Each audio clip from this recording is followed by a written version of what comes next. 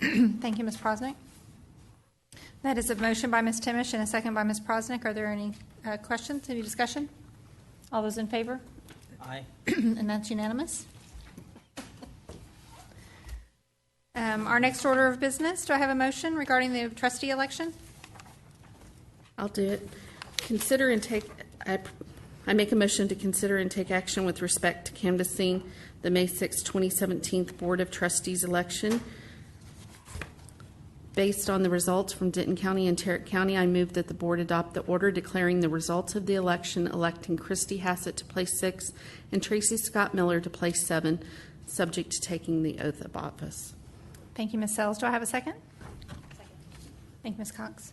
It's a motion by Ms. Sells and a second by Ms. Cox. Any discussion? Yes, I'd like to talk about place 6. Yes, you can vote. All those in favor? Aye. And that's unanimous. Our next item is to administer the oath of office to our newly elected board members. And so if y'all would like to head on over that way, we will get that taken care of. Congratulations.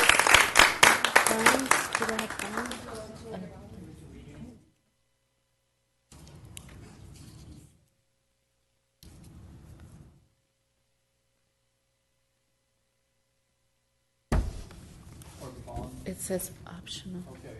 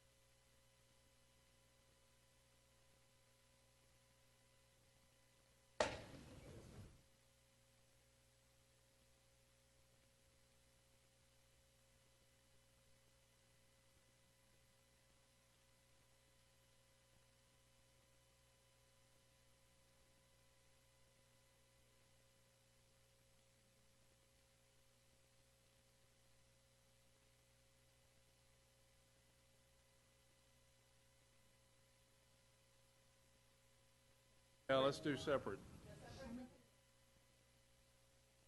Scoot to your right where LISD's in the background.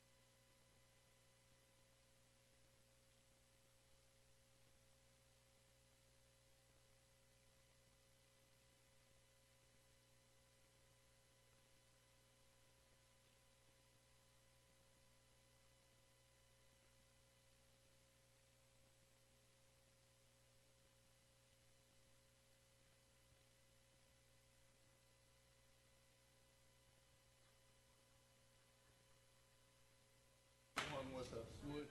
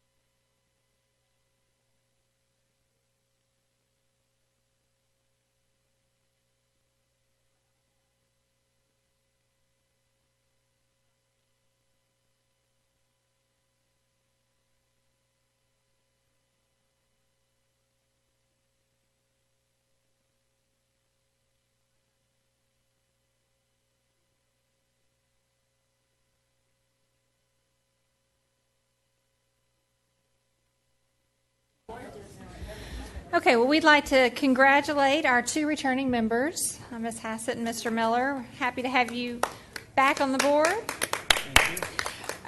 Before we go into closed session, we'd like to go ahead and read the resolution for the bond election. So do I have, is there someone who would like to read that into the record?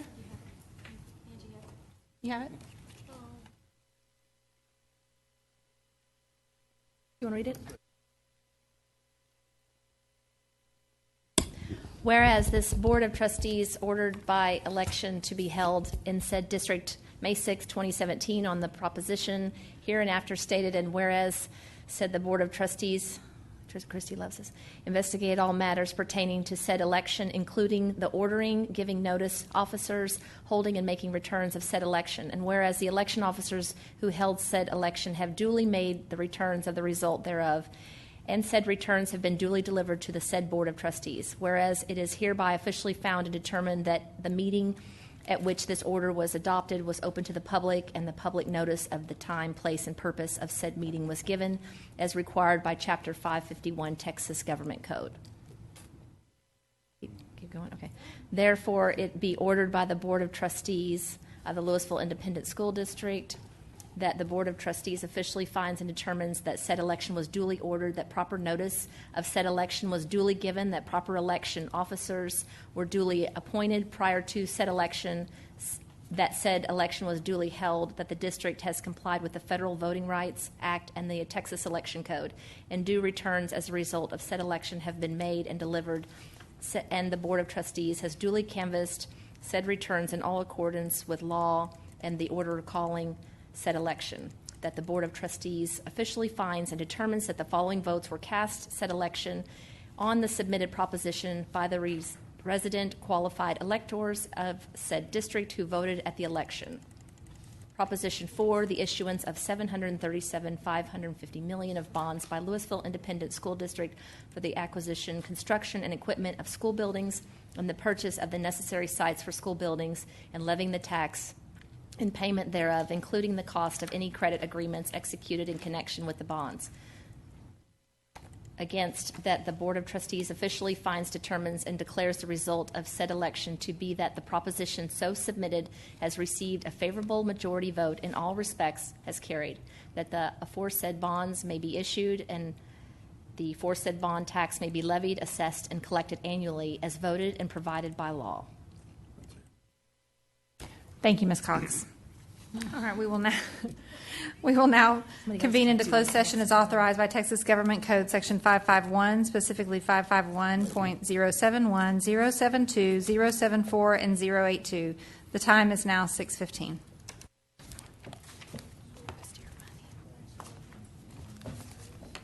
Christy. Do you have change?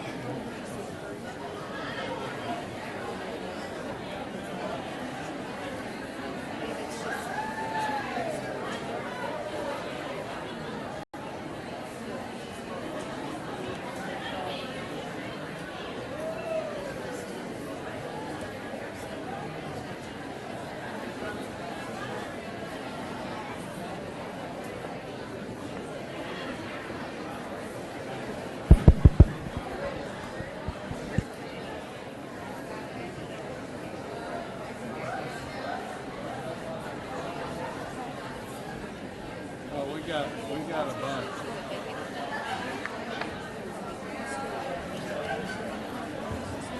Okay, you got your thing handy? You're gonna have to take it. Point somebody else. Huh? I'm fixing to point somebody else.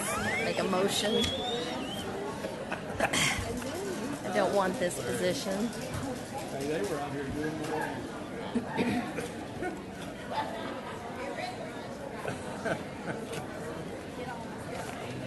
have 3 speakers.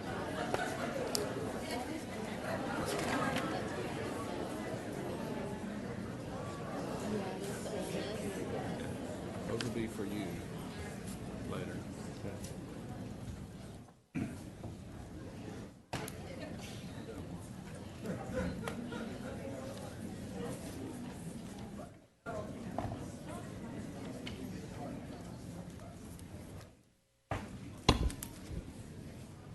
All right, thank you for your patience. We will now reconvene into open session. The time is now 7:18. And if you would all please rise and join us in the pledges of allegiance. Allegiance to the flag of the United States of America and to the republic for which it stands, one nation, under God, indivisible, with liberty and justice for all. Honor the Texas flag. I pledge allegiance to thee, Texas, one state, under God, one and indivisible.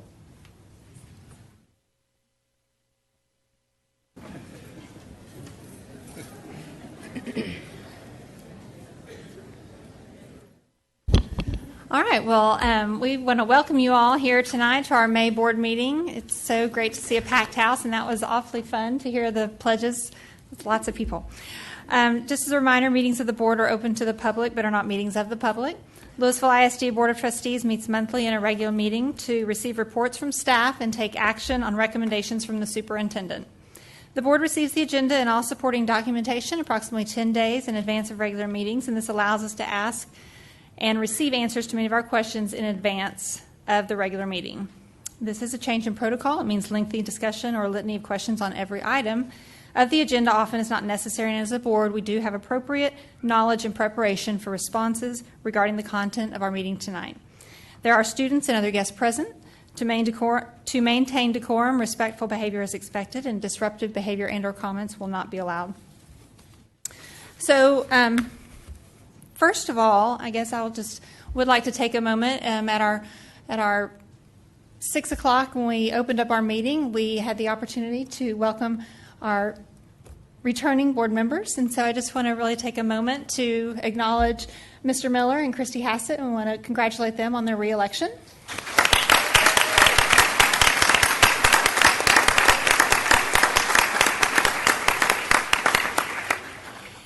And following, every year following an election, we also reorganize the board. So before we head into our agenda, we're going to take care of a little board business first. And that first order of business for this meeting is to reorganize the board by electing new officers. This year, we adopted a new method for selecting officers and have utilized a nominating committee to present a slate for consideration. The nominating committee was randomly selected, included Angie Cox, Catherine Sells, and Tricia Sheffield. At this time, I'd like to ask Catherine Sells, who served as the chair of our nominating committee, to present the slate. Thank you. The nominating committee submits the following slate of officers and moves to nominate: Angie Cox, President; Kronda Timish, Vice President; Catherine Sells, Secretary. Thank you, Ms. Sells. Since this comes from committee, it does not need a second. The nominating committee nominates Angie Cox for President, Kronda Timish for Vice President, and Catherine Sells for Secretary. Are there further nominations? Okay. Hearing none, nominations are closed, and we will move to vote. All those in favor? Aye. And that is unanimous. And so we would like to welcome and congratulate our new officers to the board.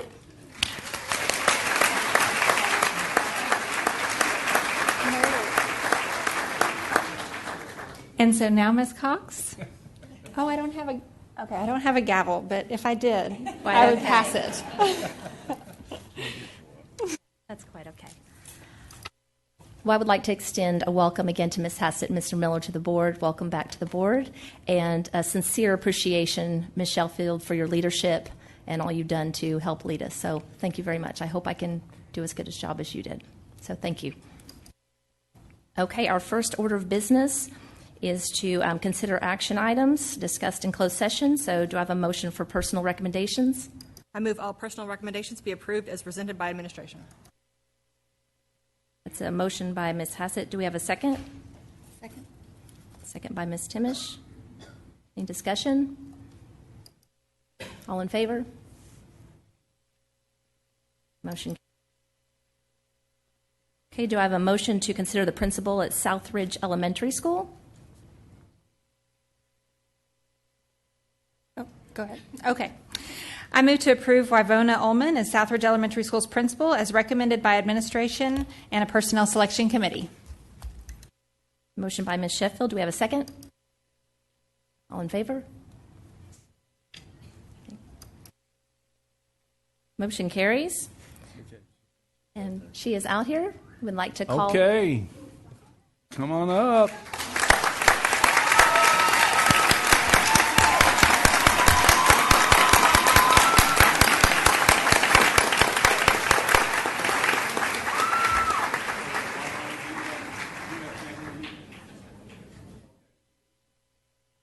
Why don't you tell folks who's here with you?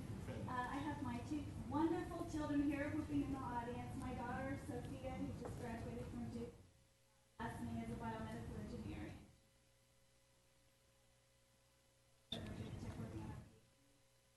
Son right there, Harris Ullman. He just finished his sophomore year at the University of Arkansas. On track. He is going to be in the Walton School of Business studying logistics And I know we have some Southridge folks here, so if y'all will come up and for a picture. The committee, if you were here on the committee. Want to come up? Okay.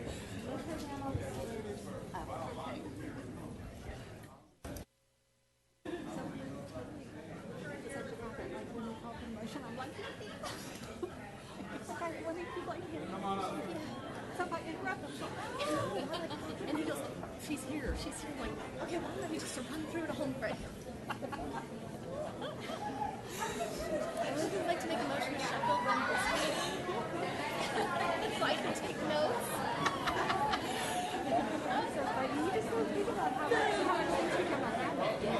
And how they just fly off your tongue. I'm like,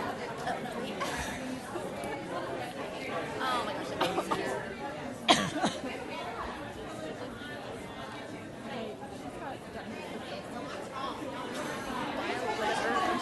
Yeah. Seems very graceful. That's good, right? Maybe you could-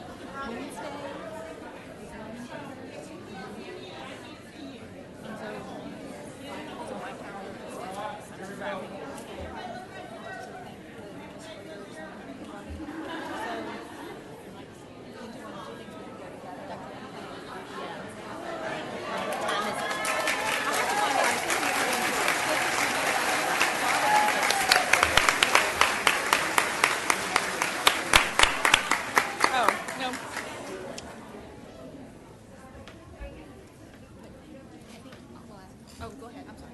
You got work to do. We're ready. You ready? Yep. Okay, we have a lot of excitement tonight. So do I have a motion to approve the principal at Rockbrook Elementary School? I move to approve Don Jordan as Rockbrook Elementary School's principal as recommended by administration and a personnel selection committee. A motion by Ms. Hassett. Do we have a second? I'll second. Second by Ms. Sells. All in favor?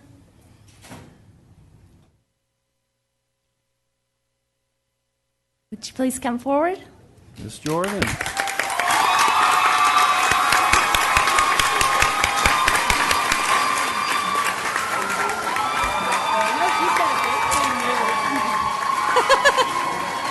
cool. Okay, so family, why don't you introduce your family? Okay, I have my husband Kirk here with me. He is a regional manager for Antares Pharmaceuticals. I have 3 of my 6 children here. I'll start at the bottom. Craig and Shadow Ridge play soccer, golf, getting into the National Junior Honor Society this week. Maya's in 9th grade at Flower Mound High School, just made Rosettes for next year, does dance classes. Austin just finished his sophomore year at Mississippi State. And my 3 who aren't here, Zachary just graduated from Mississippi State. Alexis is in her 4th and final year of veterinary school. It's expected. My oldest daughter Ashley is a 5th grade teacher and moving here this summer. So,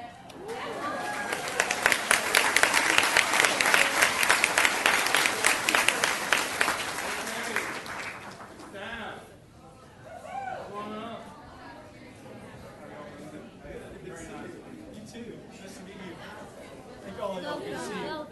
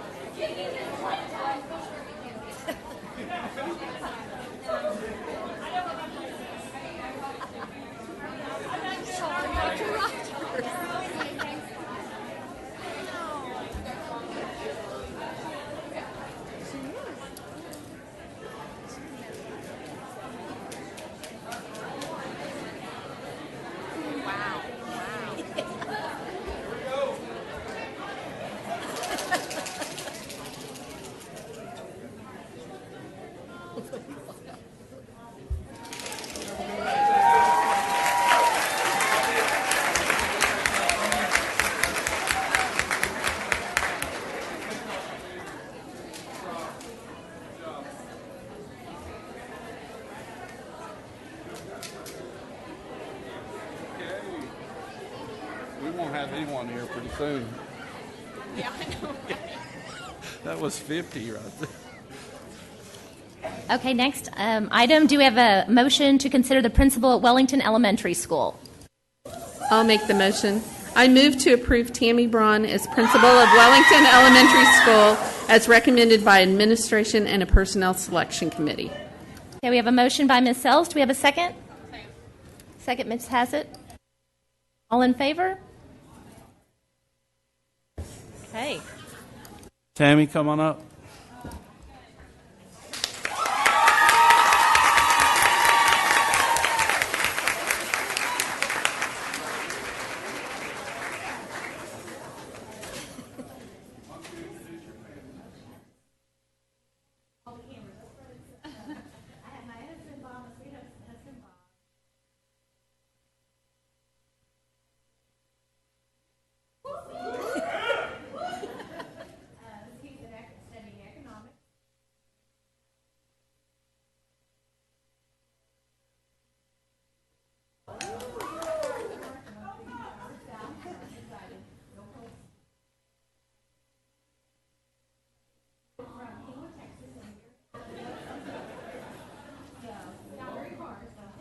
Come on up. And then all the wrong things.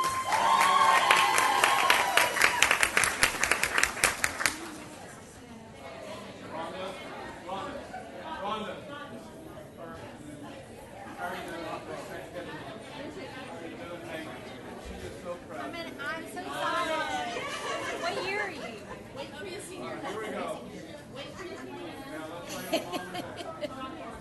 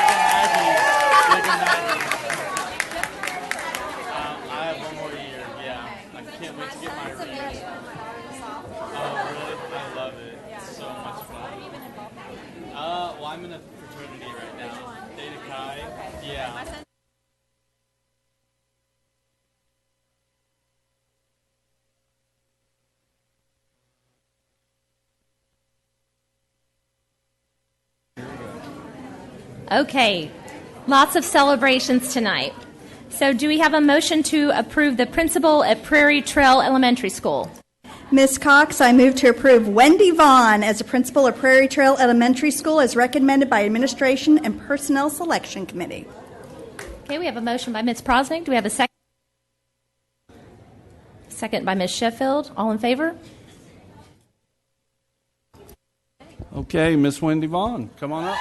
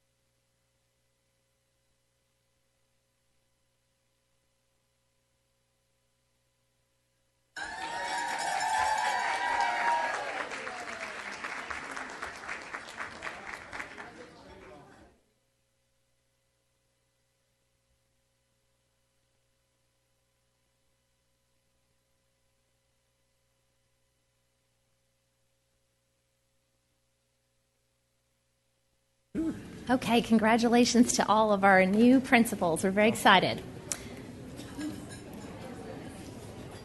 Okay, now we move to recognitions. Ms. Brim?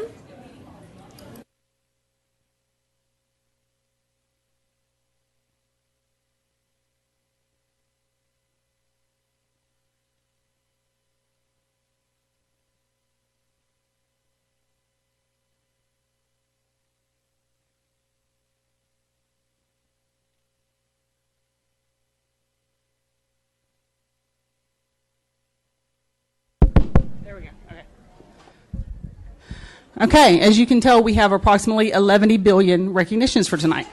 So we got rid of this thing in the middle so that we got more space. So I'm just going to stand here for a second.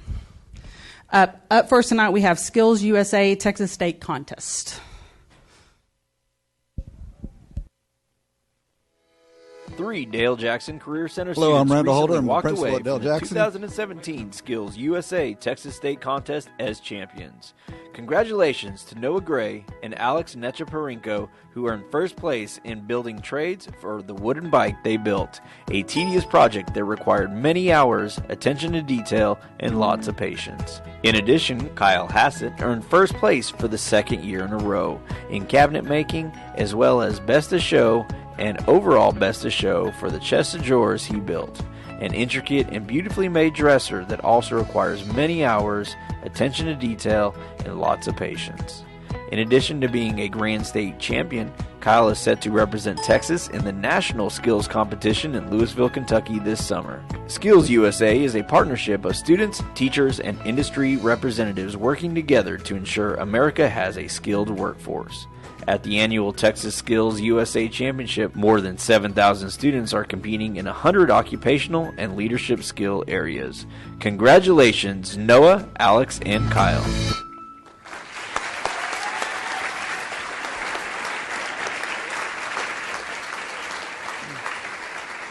I'm Randall Holder. I'm the principal at Dell Jackson. I'd like to introduce my teacher, my milling cabinet teacher, and he can introduce the students. This first gentleman is Noah Gray. He built the bike. He's one of the two. And then Kyle Hassett built the dresser. So,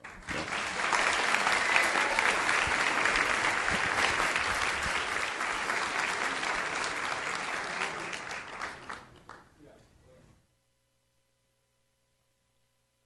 Now, I know we have at least one set of parents. So, parents here? All right, well, come on up. Employee, too. We'll take the picture. Ms. Hassett? Okay, so y'all squeeze in. Okay, everybody look right here. Wait. We got brothers. We got brothers, too. I know.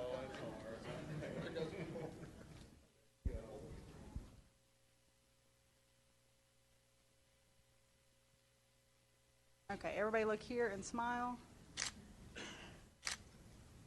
Awesome. Okay. Good. Thank you.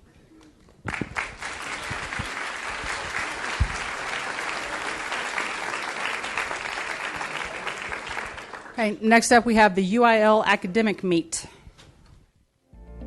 Recently, both Flower Mound and Hebron High Schools had students achieve state champion success in the 2017 UIL's Academic State Meet, April 21st and 22nd in Austin. Congratulations to Flower Mound's Devin Regal, who placed in the feature and editorial writing categories, but claimed first place in news writing. Devin's total combined points won FMHS the overall Journalism Team Award for having the highest journalism team score.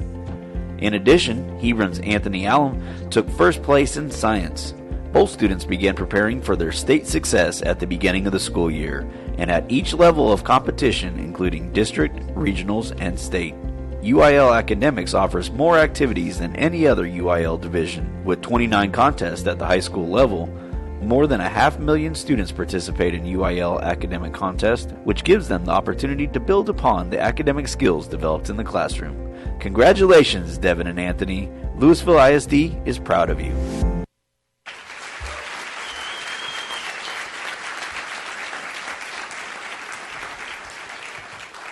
Good evening. I'm Chad Russell, assistant principal at Flower Mound High School. Miss Lill, our building principal, was not able to be here this evening. She is at our academic awards banquet back on campus. But it's my honor to introduce Miss Marie Jones to recognize her student.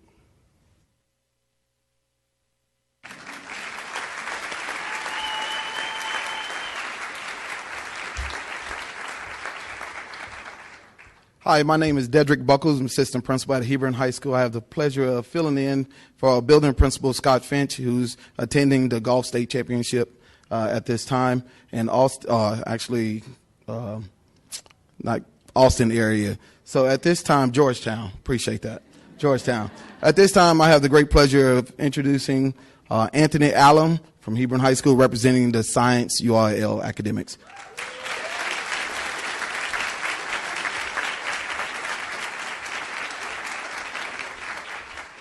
Okay, if there are parents in the audience, if you just raise your hand where we can acknowledge you and all. Okay, thank you very much.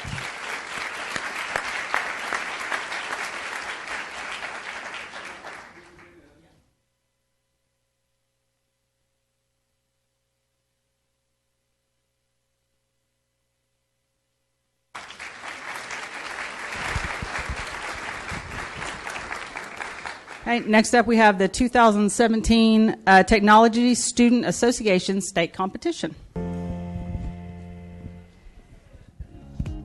Technology students from Flower Mound, Hebron, and Lewisville High Schools, as well as McCamey Middle School, successfully dominated the 2017 Texas Technology Student Association State Championship competition. 3 students from McCamey Middle School qualified to move on to the National TSA Conference in Orlando, Florida this summer. McCamey claimed first in challenging technology issues and placed second in forensic technology. 7 Hebron students also qualified to compete in nationals due to a first-place win in biotechnology design and scientific visualization, as well as a second-place win in essays on technology. Lewisville had 3 first-place wins in architectural design, energy power, and transportation pneumatics, and rocket launch. 3 second-place wins in 3D printing, rapid prototype, and robotics and programming.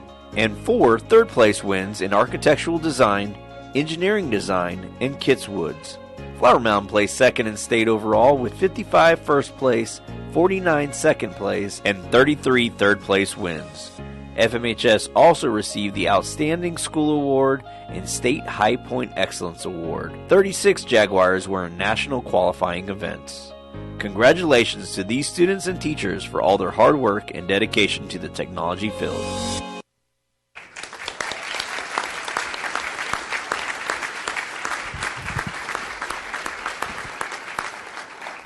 Hi there, my name is Kelly Knight. I'm the principal at McCamey Middle School, and I have the honor of introducing Paul Blaylock. He's our technology and robotics teacher.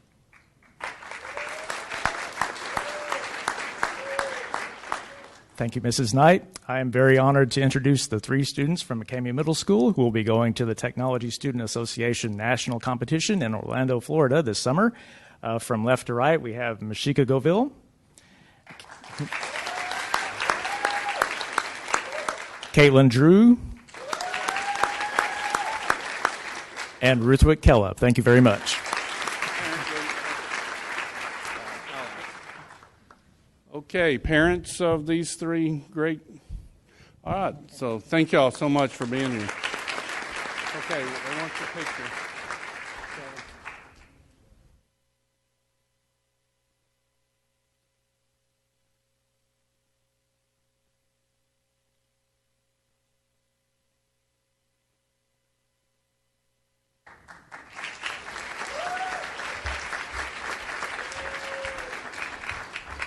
Good evening again. My name is Dedrick Buckles, Assistant Principal at Hebron.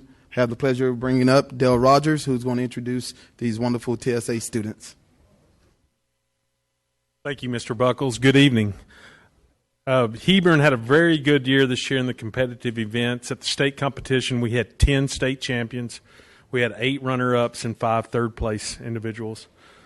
These 5 individuals here, plus 2 other young ladies who were on our choir trip in New York, qualified for the national competition in Orlando this summer.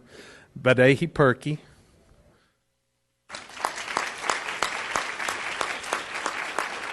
Shyam Patel,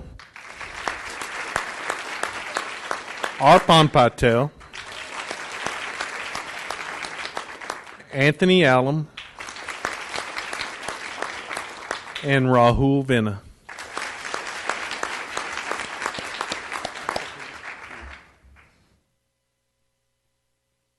Okay, parents of these, okay, it's good to see you.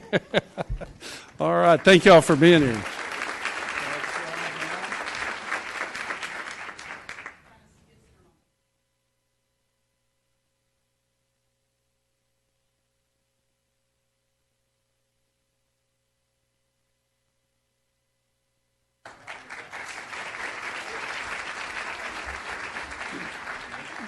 Good evening. My name is Jeffrey Kosh, principal at Lewisville High School. I'd like to introduce Mr. Mark Jones.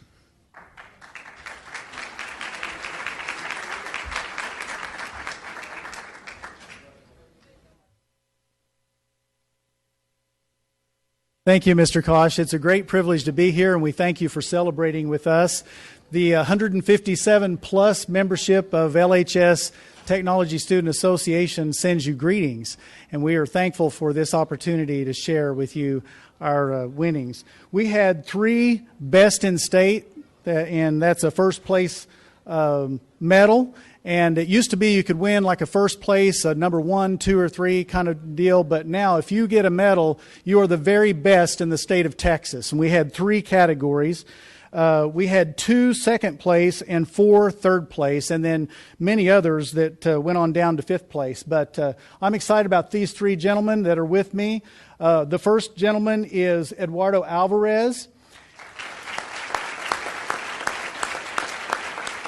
He designed and scratch-built a solid rocket motor rocket and won first place among hundreds, literally hundreds of entries. And so it was a great honor to be out there on the field and see that rocket take off, perfectly deploy, and come back down. And the crowd even watched it as it floated back and the parachute popped and it went, "Hoo," like that.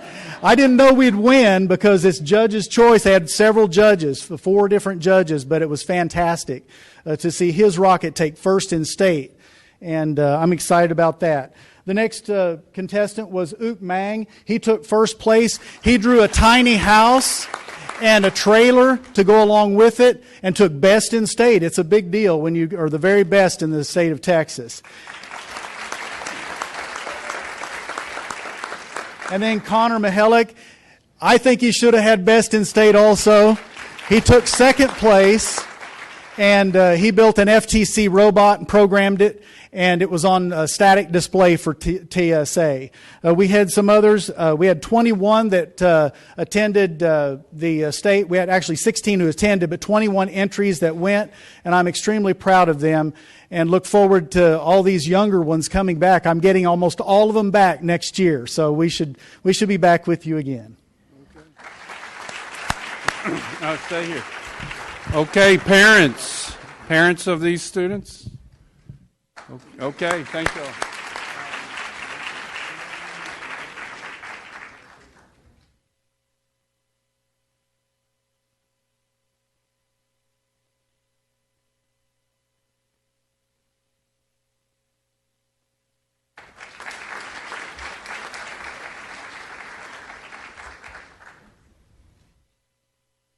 It's my honor to bring up Ralph Shadlack, our robotics instructor from Flower Mound High School.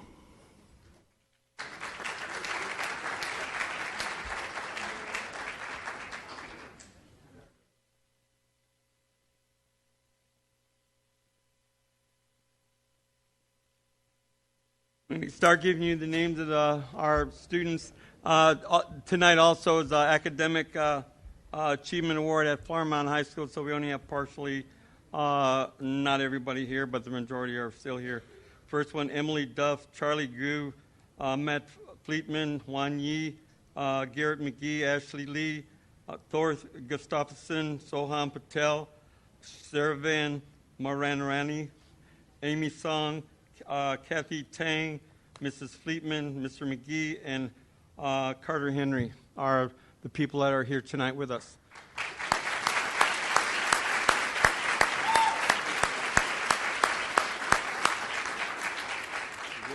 Are we supposed to see a video? Well, they already saw the video. Oh, another one. Okay. All right. So parents in the room. Okay, thank you all for being here.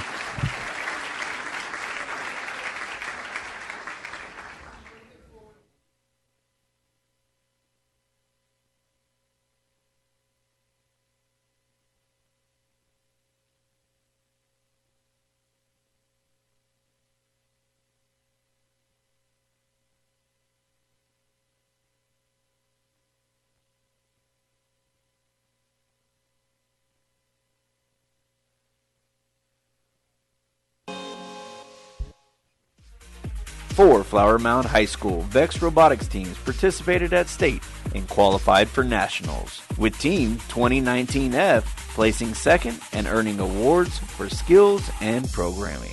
2019F also competed at the VEX World Championships in Louisville, Kentucky, a competition that brings together 1,400 robotics teams from over 30 different countries under one roof. This year, Flower Mound's 365X Team Invictus placed first at state and also competed at VEX Worlds, placing second in their division. Even more impressively, they placed first in the world at skills, earning the award 2017 VEX Robotics Skills World Champions. VEX is just one of many competitions Flower Mound High School's robotics teams compete against other expert teams from all around the world. For the first time this May, 6 graduating team members will participate in the inaugural First Signing Day, an idea proposed by Flower Mound technology teacher Ralph Shadilak, who was inspired by the signing day tradition observed by sports teams and athletes across the nation. First Signing Day is a national initiative where seniors participating in FIRST Robotics sign a letter of intent to continue competing with a FIRST team at the collegiate level. Congratulations to all of Flower Mound's robotics teams and all your hard work and determination to instill the love of robotics and technology, beginning with elementary students in your community.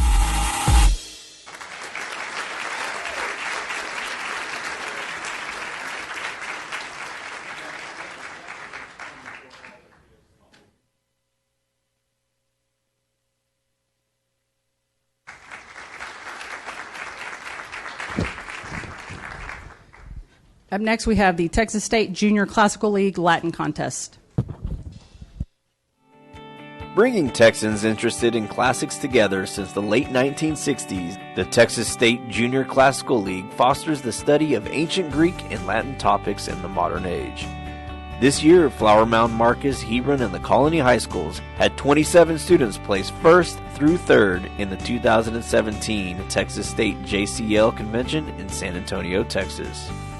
Flower Mound had 2 first-place wins in mottos and vocal solo, and a third-place win in Latin derivatives. Hebron had 4 first-place wins in watercolors, vocabulary, Latin derivatives, and traditional photography, 9 second-place wins in mottos, quotes, abbreviations, Latin literature, sermon, and 3 third-place wins in Latin oratory, monochromatic drawing, and Latin literature. Marcus had 1 first-place win in decathlon, 4 second-place wins in ancient geography, monuments, classical art, Latin literature, and dramatic interpretation, and 6 third-place wins in open sermon, poster promoting Latin studies, dramatic interpretation, mottos, and costumes. The Colony had 1 second-place win in Latin derivatives and 3 third-place wins in geography and monuments, Greek life, and traditional photography. Congratulations and good luck to those who will continue on to the National Convention.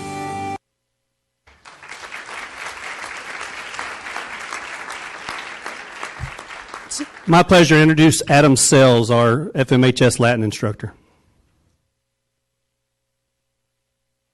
All right, for Flower Mound High School Junior Classical League, we have Kylie Long,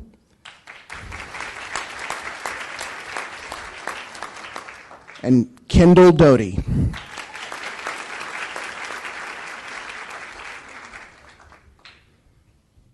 Parents of Kylie or Kendall? Okay, back there on the...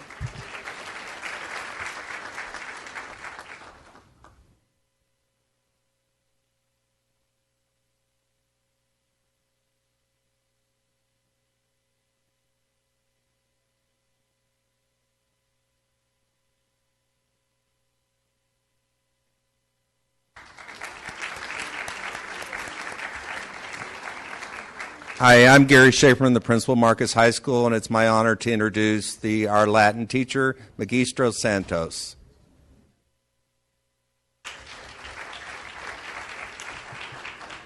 From Marcus High School, we have Cole McGuire,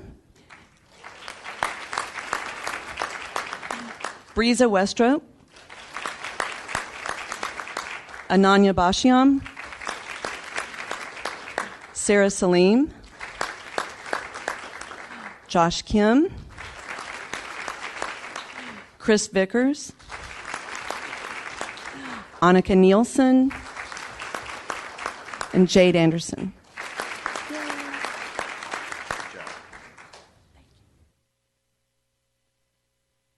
Parents, please, any parents? Okay, thank you all for being here.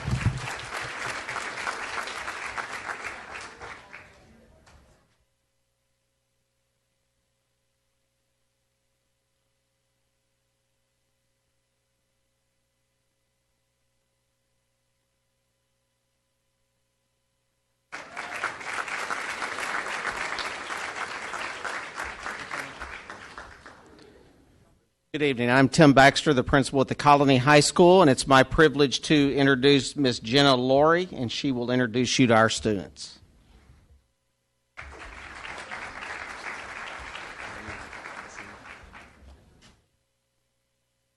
Okay, so from the Colony High School, we have Sammy Pines,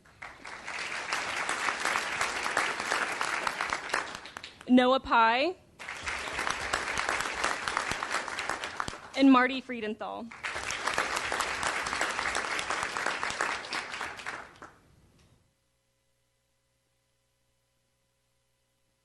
Parents here? There you go. I thought I might have to ask if the parent of the teacher was here, but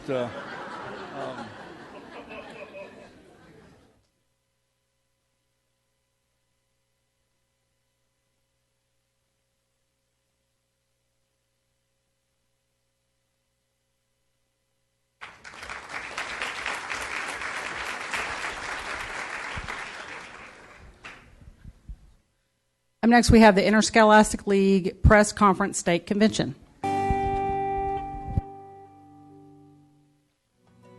UIL Scholastic Press Organization Interscholastic League Press Conference recently held its 2017 ILPC State Convention at the University of Texas at Austin. Hebron High School had 3 first-place wins, 1 second-place win, and 7 third-place wins in various story and media categories. Marcus High School's newspaper received a Bronze Star, which are only awarded to the top 10% of newspapers and yearbooks across the state. 2 students also received individual tops in Texas for newspaper writing, which will be shared with schools all throughout Texas. Overall, MHS had 7 first-place winners, 3 second-place wins, and 2 third-place wins. Lewisville High School's online newspaper, The Harvest, earned the Award of Achievement, which is the second highest rating achieved in the convention, and 1 student received tops in Texas for their yearbook club and organization photo.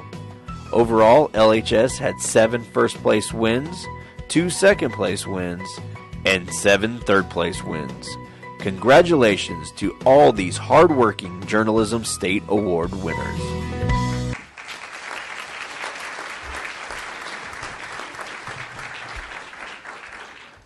Dedrick Buckles again, please help me congratulate Stephen Jones, co-sponsor, and Miss Makita White.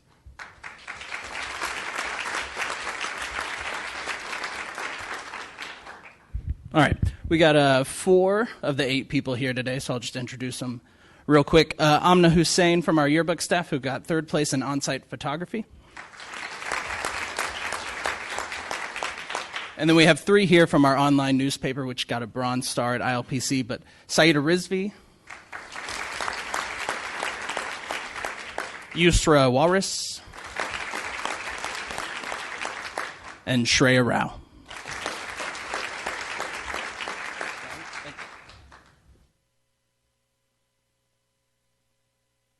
okay, parents of these journalists, okay.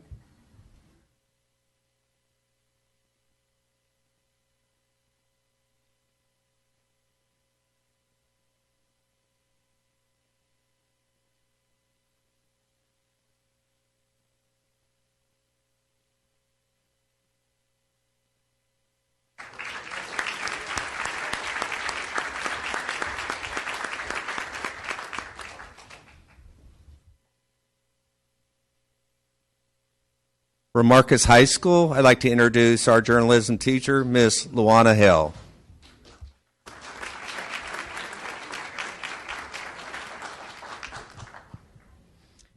Okay, I've got them lined up in order here. So I had 7 kids that won first place in their category and were up for tops in Texas. And I have several of them here.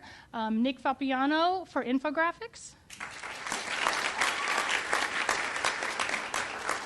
Skylar Middleton for entertainment feature. Michelle Mullings for news feature. And Sonica Sewell for sports feature and feature writing, 2 categories. And then both Michelle and Sonica, raise your hand again. They both won a Thompson, Texas award, which means that their work will go out throughout the whole state is for excellence in writing for the entire state. So I was really proud of that. And then for my broadcast class, Lewis Rose and Everett Eats won first place in sports. And we also won for yearbook. Amanda Holt won second place for yearbook design.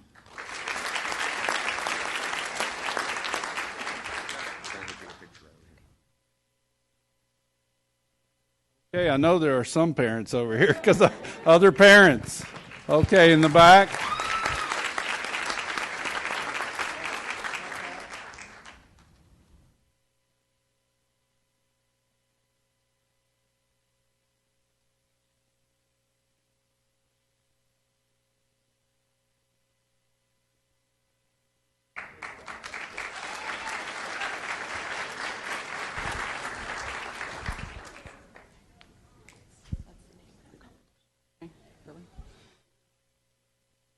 Next up, we have archery.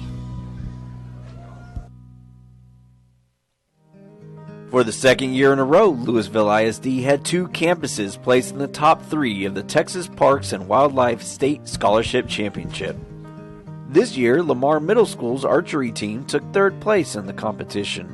Also, Lamar had 1 archer, Riley Ensbar, who won the individual state championship title. Marcus High School's Sam White took 2nd place in the high school division and received a $2,500 scholarship. And this year's 2017 championship state title was awarded to the Arbor Creek Middle School archery team. Congratulations to these schools and students. Way to hit the target.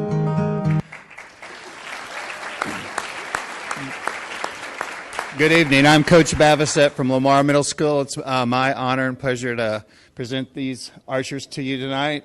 Lamar has a pretty good tradition, and so does LISD since 2011.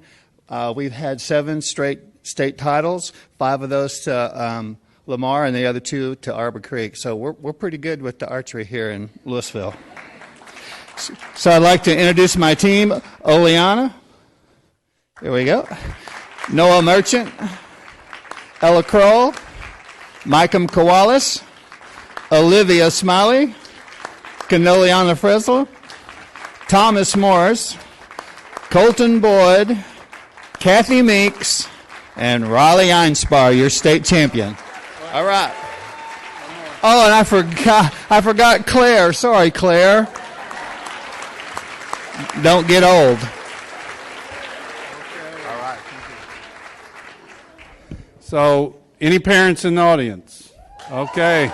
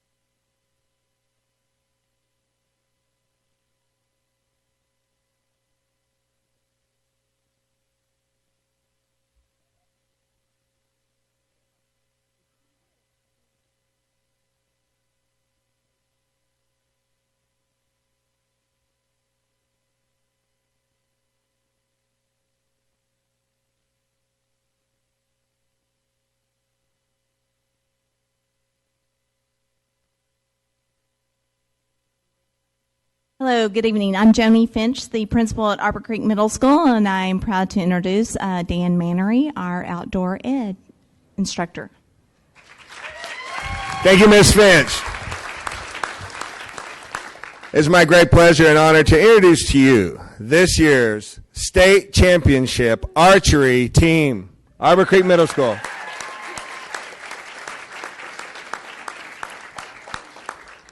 Before I tell you these wonderful students' names, I'd first of all like to extend my great thanks to my administrator for supporting our program and helping it flourish and grow at Arbor Creek, and it allows us to make this possible. So, whenever I call your names, yes.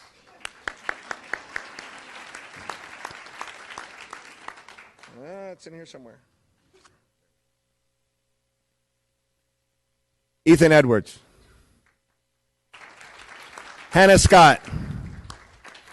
Will Coinson. Christina Wooger. Bridget Carter. Paige Hall.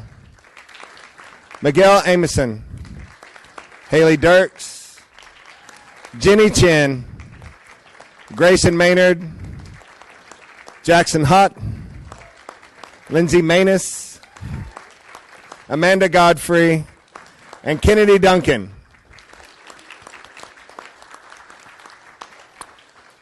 We also had several kids that qualified as individuals to go to the national tournament. We did send them, and I'll point these kids out real quick that we have here tonight. Will Coinson competed at nationals. Ethan Edwards also competed at nationals. So, I'm all good here. All right. And parents of this group. All right.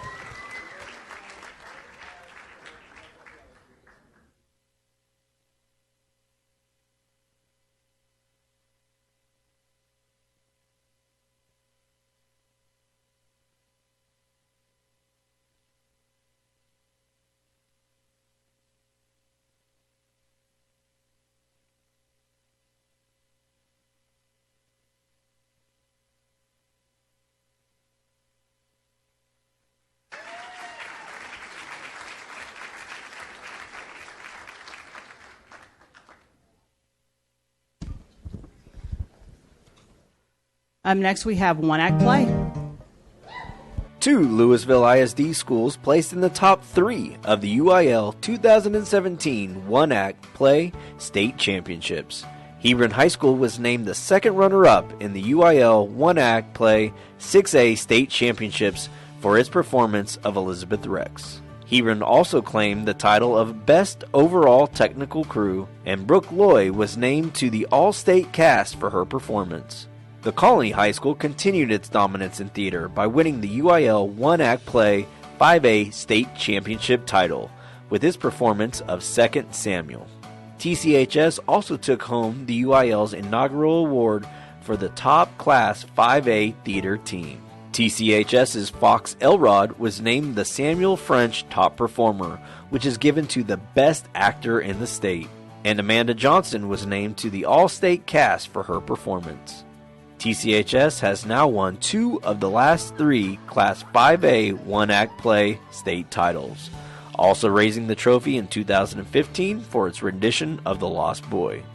The Cougars were state runners-up in 2016 and state alternates in 2014. Congratulations to both cast, crews, and directors. Bravo!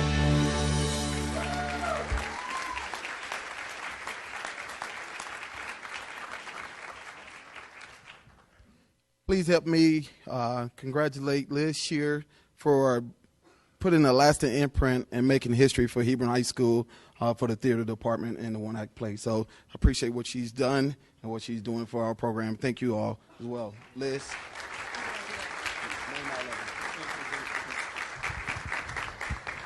I would like to introduce Emily Dean, Spencer Kane, Brooke Loy.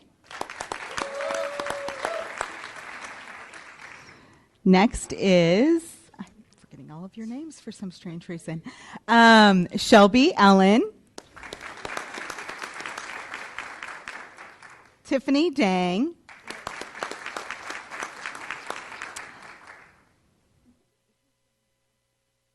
Sammy Josty, Bailey Ray, Jason Bowden, and we've got 2 more people. Joseph Hoffman and Destiny Hughes. That was hard.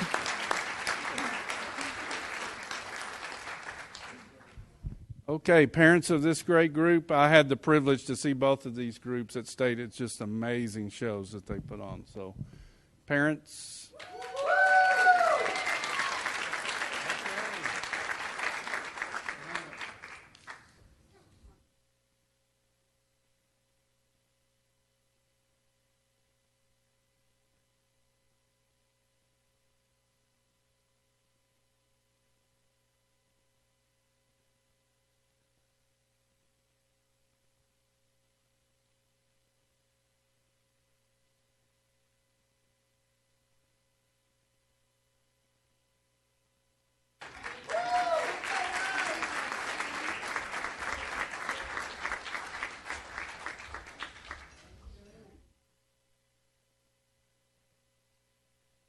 We're so proud of these students, and it is my privilege to introduce you to our directors, Dwayne and Rhonda Craig and John Davenport, and they will come up and introduce our students to you this evening.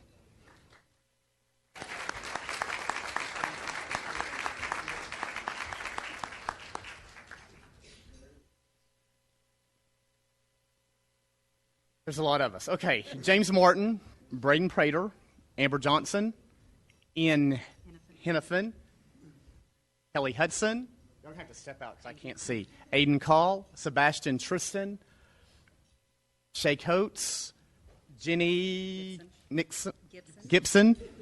I usually have a program. I'm not very good at this.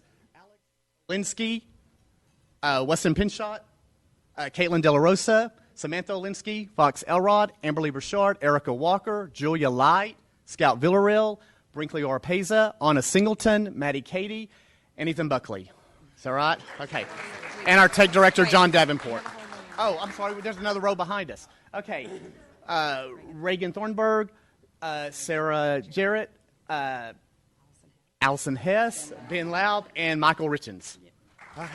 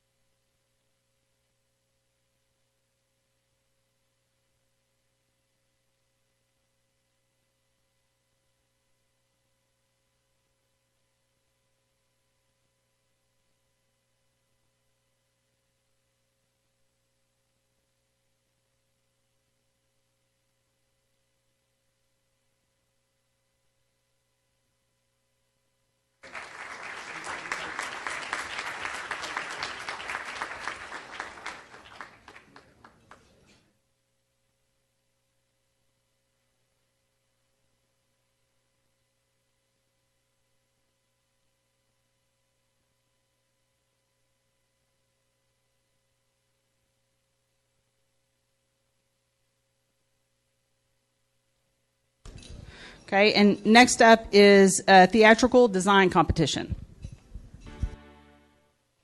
We have two Three students. students from across the district achieved statewide success in the 2017 University Interscholastic League's State Theatrical Design Competition, held in Round Rock ISD's Raymond E. Hartfield Performing Arts Center on April 14th. For the competition, students across the state were challenged to revive the famous musical production of Into the Woods to be relevant to millennial audiences.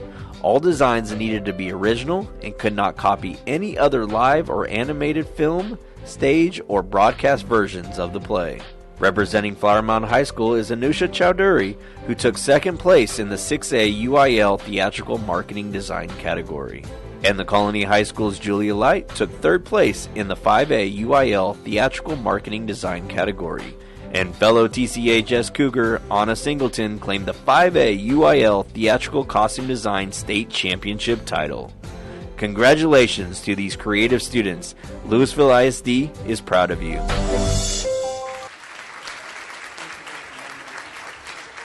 One more time, we have Julia Light and Anna Singleton.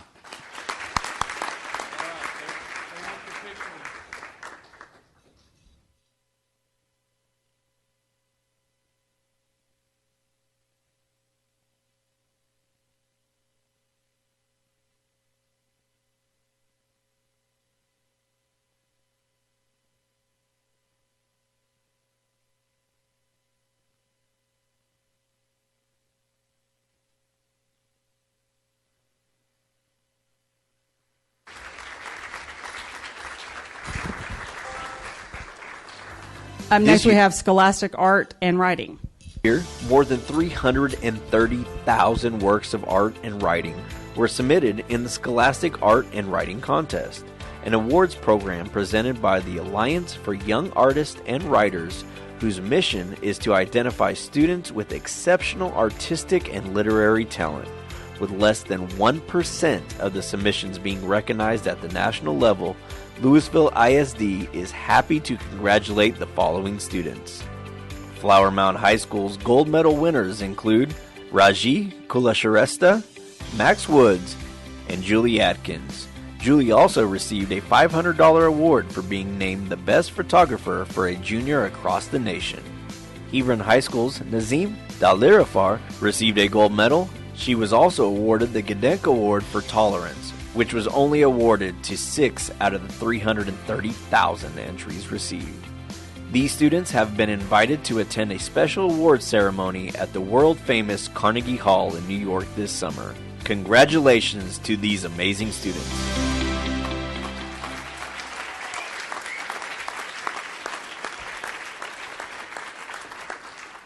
It's my pleasure to introduce Marty Crook and Suzanne McLeod from Flower Mound High School. Tonight we'll be recognizing Julia Atkins and Rashi Kulshresti. Good.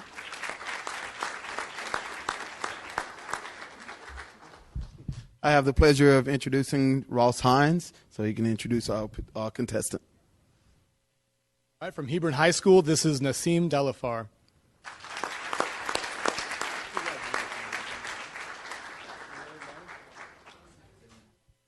Okay, parents of these highly talented students, okay.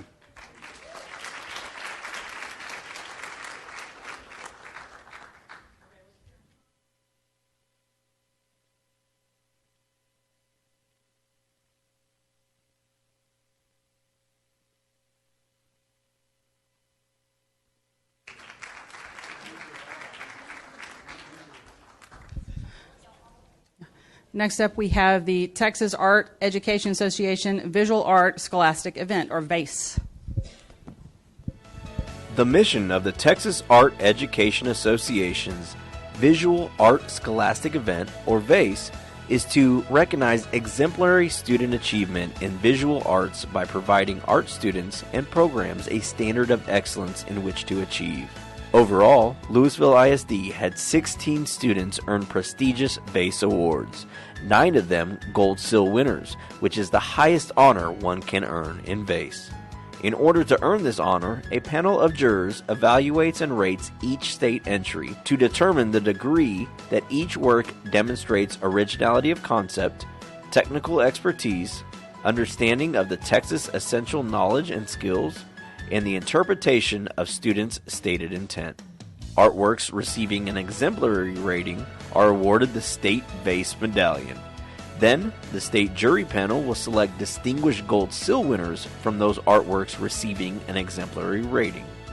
All Gold Seal pieces are exhibited in a variety of venues across the state, culminating with the Gold Seal Expedition at the annual TAEA Fall Conference. Congratulations, students! Your artwork is impressive.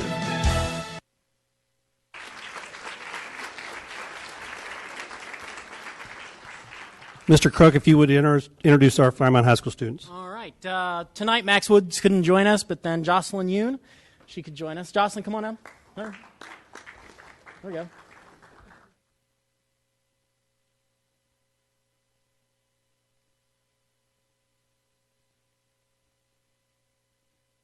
I would like to bring up Ms. Jennifer Russell. She's going to introduce the students that participated in this contest. Hello. It's okay. I'm loud enough, like a normal person. I submitted 16 total, and then 6 qualified for state and 5 medaled. And I have some of my students here tonight, which I'm super proud of. Lauren Song with the lovely painting of her father. So she qualified and received a Gold Seal. And then Nassim Delarfar also qualified and received a Gold Seal. And silver goes to Sumincio and Spencer Rojas, who are here today with us. So.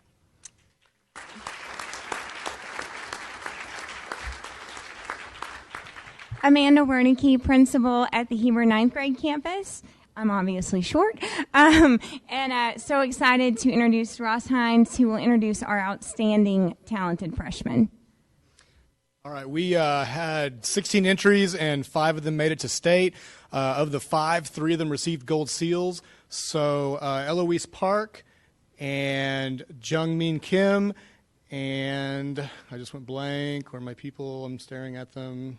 I already got her. Oh, duh. Ellie Champion. Sorry. And then also, those were the gold seal medals. There was 150 out of 2,000 that showed up to the event out of a total of 30,000 in the state that entered initially. So for my 4s, my silver medals, we have Win Lee and we have Ashley Kim.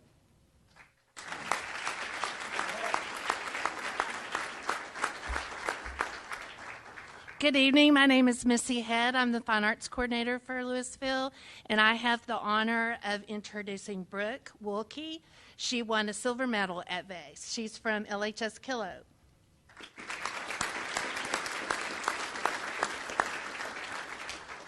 Okay, parents. Okay. Thank you. Oh, there. Thank you.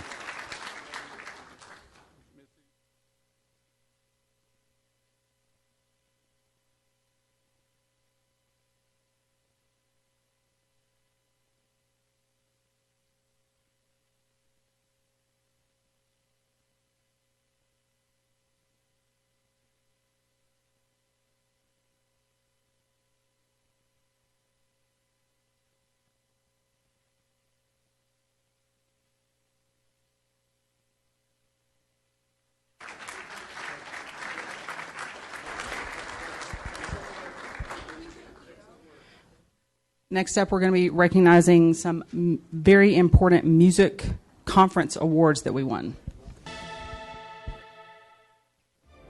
Student musicians from 3 Lewisville ISD schools had the once-in-a-lifetime opportunity to perform at various state or national conferences. The Creek Valley Middle School Band performed at the Midwest Clinic in Chicago. They are one of 4 middle schools across the nation to be selected to perform at the Midwest Clinic. This is the highest honor for bands and orchestras. Harbor Creek Middle School's Bell Canto Choir performed at the Texas Music Educators Association Convention, and the Flower Mound High School Men's Choir performed twice at the American Choir Directors Association's National Convention. To be selected for TMEA and ACDA conventions are the highest honor a choir program can receive. Congratulations, and what an honor, Arbor Creek, Creek Valley, and Flower Mound.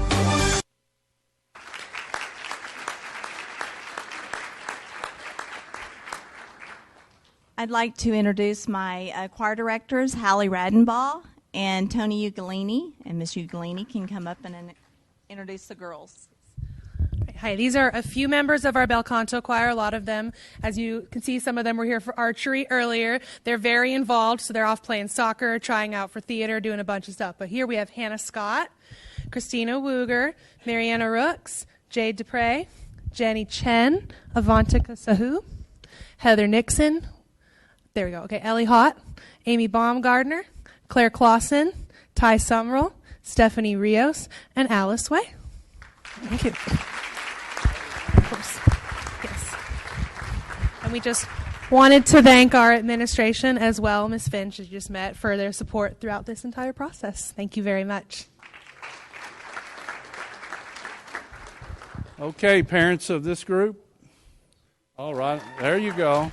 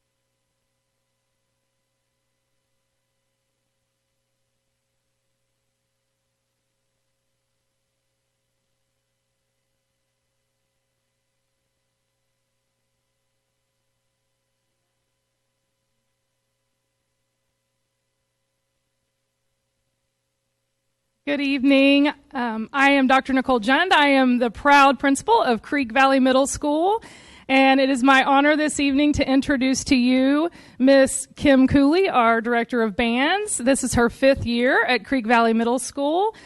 She hails from West Texas A&M, and we are so very honored to have her.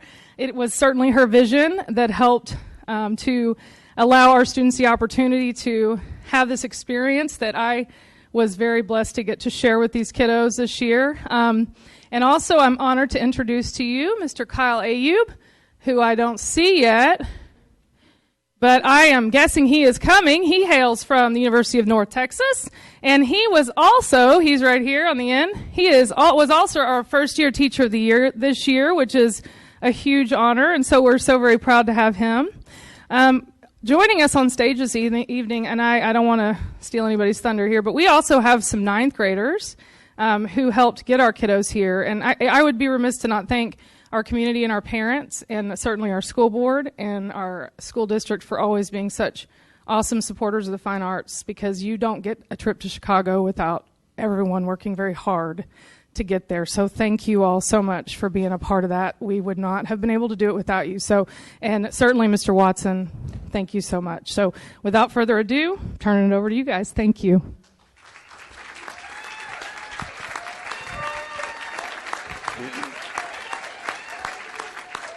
I want to thank you so much for being here and supporting, I'm short, supporting these wonderful kids. These kids are amazing to teach every single day. I can't imagine a better job in the world. We have, I'm not going to go through everyone's name because there's so many of them, the flute section, the oboe section, bassoon section, the clarinet section, saxophones, trumpets, French horn, trombone, euphonium, tuba, and percussion. And if I could have the 9th graders that made this trip possible for us, they were the recording band. Can you please wave? Thank you so much. Okay, guys, I need my helpers. My Dr. Rogers helper, please come here. And my other helpers, please come here. The rest of you, I need you to organize in 3 rows, short people down front. Oh, yes. Okay, I could tell there are a lot of parents out there from Creek Valley, so wave, make some noise. Yeah. Congratulations. Board members, we do have a gift for you if you would like to join us. So.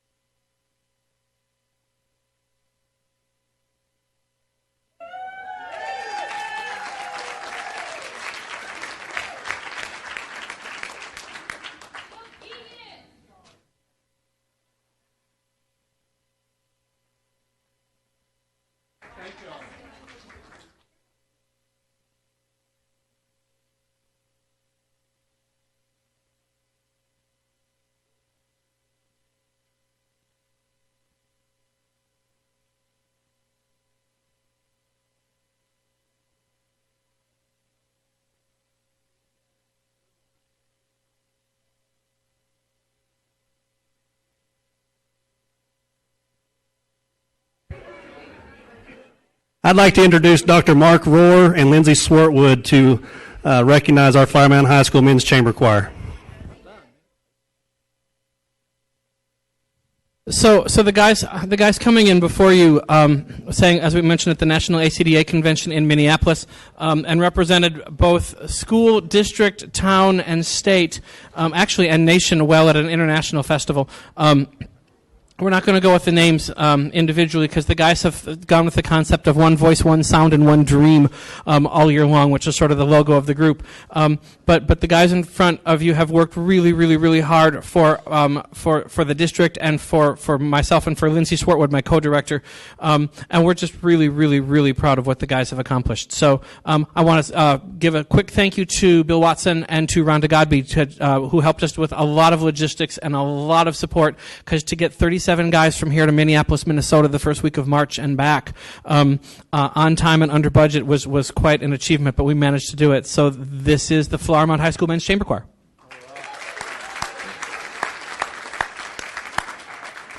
And parents of these guys. All right. They are incredible. I've heard them several times. I mean, amazing. Want your picture? Come on, Mark.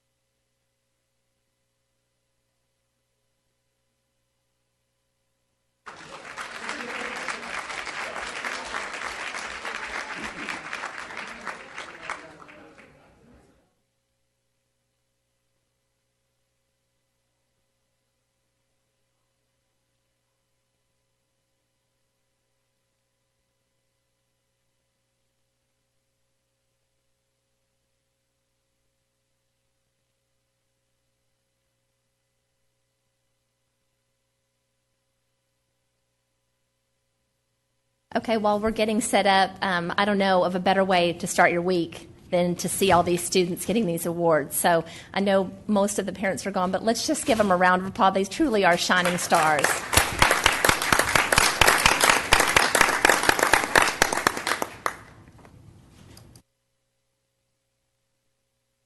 So we'll let them get set up. Next up is hearing requests to address the board. Persons desiring to address the Board of Trustees must fill out a speaker's card prior to the meeting. No presentation shall exceed 3 minutes. The board cannot deliberate on any subject that is not included on the agenda. We actually have 3 speakers tonight. So the first one we'd like to call is Miss Renee Webb.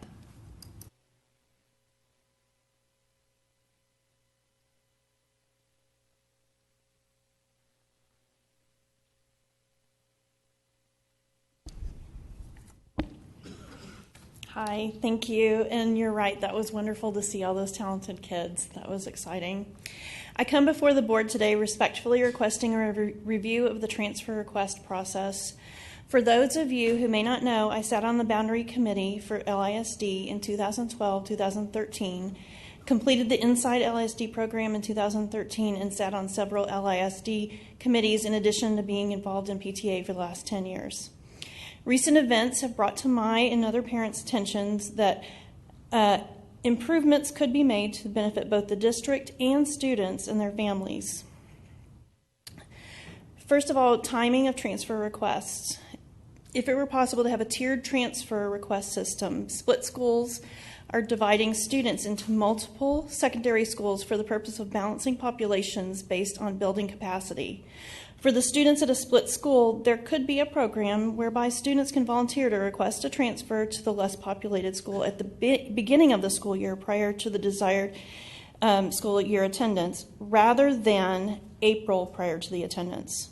This would allow schools and district to properly plan and allocate resources and funds for programs and staffing budgets. This would allow students and families to appropriately plan for their secondary school experience. Criteria would still need to be met for the student's acceptance. All other in-district resident student requests could be accepted in the spring before the desired school year attendance. However, for proper funding planning purposes, I would think that you may want to move those requests earlier. Computer automated improvements. From a parent perspective, I would like to offer some insight. When a parent submits a transfer request, they usually put a lot of thought and energy into researching their options for the best education for their child and have compelling reasons to request a transfer. They are willing to forego school-provided transportation to ensure their child's attendance to the requested campus. In return, they expect thoughtful consideration of the request, acceptance unless denial is clearly justified, and a personal explanation if it is rejected. Recently, denial letters went out to parents of students who all met transfer requirements, causing shock and frustration because these parents believed they were requesting into an under-capacity middle school. The LASD website does not list this middle school as a 2017-18 limited capacity campus, whereas the sister campus they are zoned for is over capacity. Their elementary school had become a split school after the last rezoning, with relatively few going to the under-capacity middle school.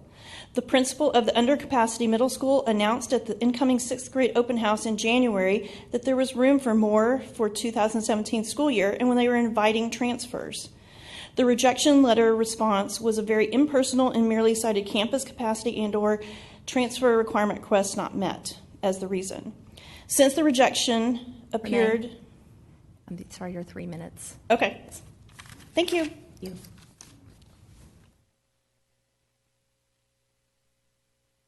Next up, we have Shannon Richardson.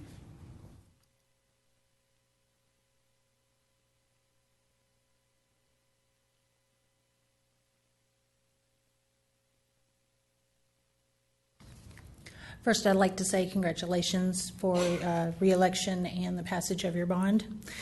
Now that our fate is basically sealed at Hedrick and our children will be dispersed across the district, we have requests of the board.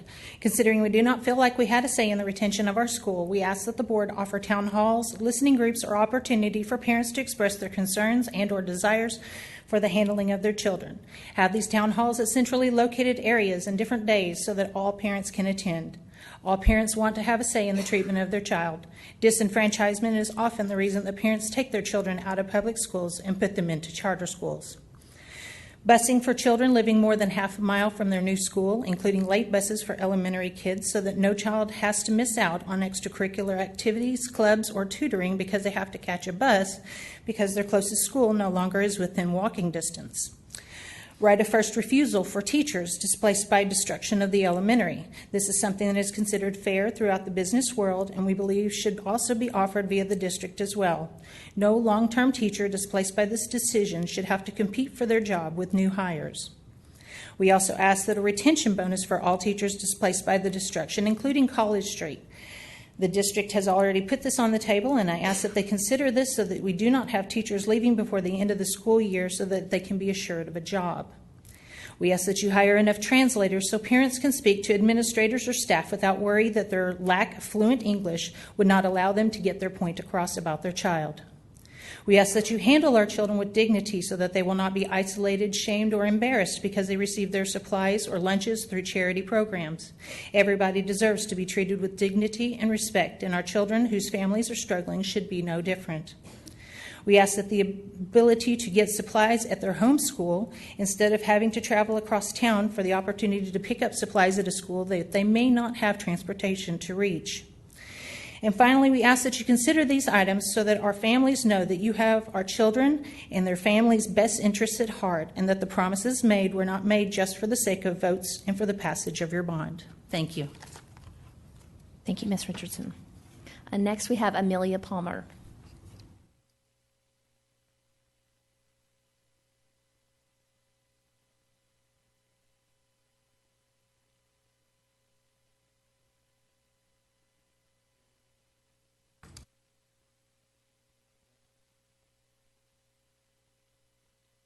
Is it working? Okay. So I do that every time. Okay, so this is like the third time I've talked to you guys. It was nice to see lots of schools today having things to celebrate. As you know, Hedrick Elementary does not. You have won the bond that you wanted so much. I hope you realize you also lost the trust of many, many of your voters. I hope you take the time to look at each precinct and how the numbers went, because although the bond passed, Lewisville precinct and 3 other precincts voted it down. Many other precincts, it was very close. So you have a very big job ahead of you now, because you have lost our trust. And I don't put my faith in people, I put my faith in God, so I can't say anything about faith, but I dearly hope that you see and understand where this went wrong for us, where you guys didn't speak out to us, where we felt like we were left in the dark, and that you will take that and do it differently now. Because we are now in a position where we don't know where our kids are going, we don't know when they're going, we don't know where our teachers are going, we don't even have a clue what to expect. So please, I am asking you, give us information, give us timing, give us the ability to speak. And to that, Ms. Prosnick, you came up to me the last time I spoke and said, you wanted me to be involved, you wanted me to be a part of this, you wanted me to have a voice. And now I'm hearing that a committee has been formed and will be meeting next week, and I haven't heard anything about that. And so I'm hoping that this is a committee that you will allow the parents and the teachers to be a part of, and that it won't be a hand-picked group of people, that we will all be able to help you guys make the best decisions for these children. Hedrick Elementary has a very special situation where our special needs kids aren't special needs because they have challenges with mental problems or health problems.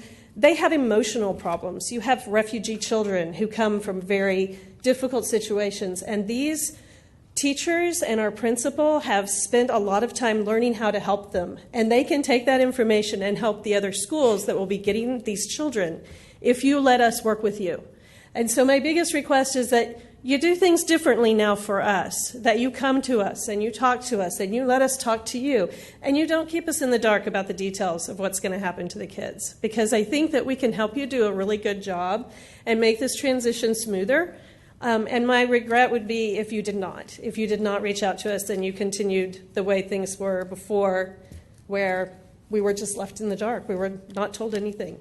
And so, Ms. Prosnick, I hope I hear from you about this committee. I really would like to be able to give you guys suggestions, and I really hope that you'll be open to the suggestions that we make, because for everything that was said, it was all in the heart of the children that we care about and the teachers that we love so much. So, thank you. Thank you, Ms. Palmer. Okay, now for informational items, the demographic report. Dr. Brockman. Good evening. I'd like to ask Rocky Gardner from Templeton Demographics to come forward and present our first quarter 2017 demographic report. Good evening, Board. Dr. Rogers, it's a pleasure to be here. It was kind of fun watching all the students streaming in and out of there. That's really impressive. I have to admit that the board meetings in May are some of my favorites. Every district that I'm at, it seems like there's something going on. It's pretty exciting. I hope this is exciting as well. First quarter housing report and demographics. So, wow, we emptied the room, didn't we? Okay. Well, this is data again from that was researched and reviewed through the end of March, and then we've kind of added data where we could from there. The regional economy has been very strong in Dallas-Fort Worth, as you know. We've added 30,000 homes in the last 12 months. And over almost 130,000 jobs. Unemployment rate's below 5%, so the economy's kind of hustling right along. If we look at our deed transactions, this is a new slide. I don't think I had a chance to share with you all the last time. Deed transactions are something we're able to now collect for the school district. So this is the number of homes that turned over in the last 12 months. So what you'll find very interesting here is the new housing, the median sale price of new homes is $443,000. Median sale price of existing homes are $290,000. That's a significant difference, okay? And that's where we've been watching the yields in Lewisville ISD and trying to understand why some of the growth seems to have slowed a little bit in some areas. And what's going on is we're not seeing as many children out of these newer homes. And you see the less expensive homes. You can see that if you look at the chart, the orange and your 150 to 250 and below 250, that represents about 66% of the homes that were sold existing. builders are building, only 27% of the new homes are in that price point. And if you've read very much about builders and what they're thinking now, they're trying to turn builders and remind them that they're not really building a home that's affordable for young families right now. So we might see a little shift there, but until then, we're going to continue to see the infill and the regeneration that we're watching within existing housing. But we did close 1,347 homes in Lewisville ISD. It's a strong number of homes. Starts are at 1,265, so starts are trailing closings right now, and there's over 5,000 future platted homes available and 1,962 VDL. Keeping in mind, VDL are vacant developed lots, so those are lots that could be started on tomorrow. So we know that the pipeline has at least 1,900 that are ready to go. And then we got another 5,000. I've got a slide later that's going to show you where some of those 5,000 are going to be turned into VDL very soon. Quarterly, we had just 292 starts in the first quarter, and I say just because they typically slow down a little bit as they're trying to work off inventory. Right now, your inventory is at about 700 homes, which means there's 700 homes right now that are either under construction or finished vacant. And if you couple that with the 340 closings in the first quarter, that means you got 1,000 homes that will definitely be occupied by the time school starts. And that's before we get to the summer months that we start closing on some of those homes this summer. So we're certainly going to see that 12 to 1,300 homes again this year in 2017. Where some of those closings are occurring, the majority of those are still occurring out on the east side. You can see here from this slide, the dark color, the red color is where the most activity has happened in the last 12 months. And so again, Castle Hills they've closed more homes there than anyone else, but again, they're running out of VDL, so now that's going to change, and there's going to be some other areas that are going to be developing those lots. And you can see we're also looking at yields, and some of the some of these northern areas here, they've closed some homes, but the yield there's like 0.2, 0.25, which would be a very low yield when we think of it as students, like 2 students for every 10 homes, as opposed to 6 students for every 10 homes that you're seeing in some areas, in the center. The Castle Hills, this area down here, we've just been yielding about 0.33. So again, low yields right now in some of these areas. Now, some of the existing housing, we've seen some stronger yields. This area over here, where the Verona is going on, now that's more like 0.5 actually. So the yields are a little higher over there. So we're seeing some of those trends. If we look at this next slide here, these are where the vacant developed lots are. So these are where your next round of growth is going to come from. It's kind of like the growth that we're projecting your enrollment for the next 1 to 3 years is kind of based on this vacant developed lot activity. And so we've got some development on the on the west side here, as well as on the east side. And you can see that these 10 developments that are highlighted there represent 900. A little over 900 of the existing vacant developed lots. So most of that VDL can be found in those 10 developments. And of course, then our future activity. Bluebonnet is the only thing on the west side with the most future lots, which would be over 500 future lots there. And then you've got the east side that continues to see the strong growth. And if we look at it by attendance zone, this kind of summarizes it for you a little bit.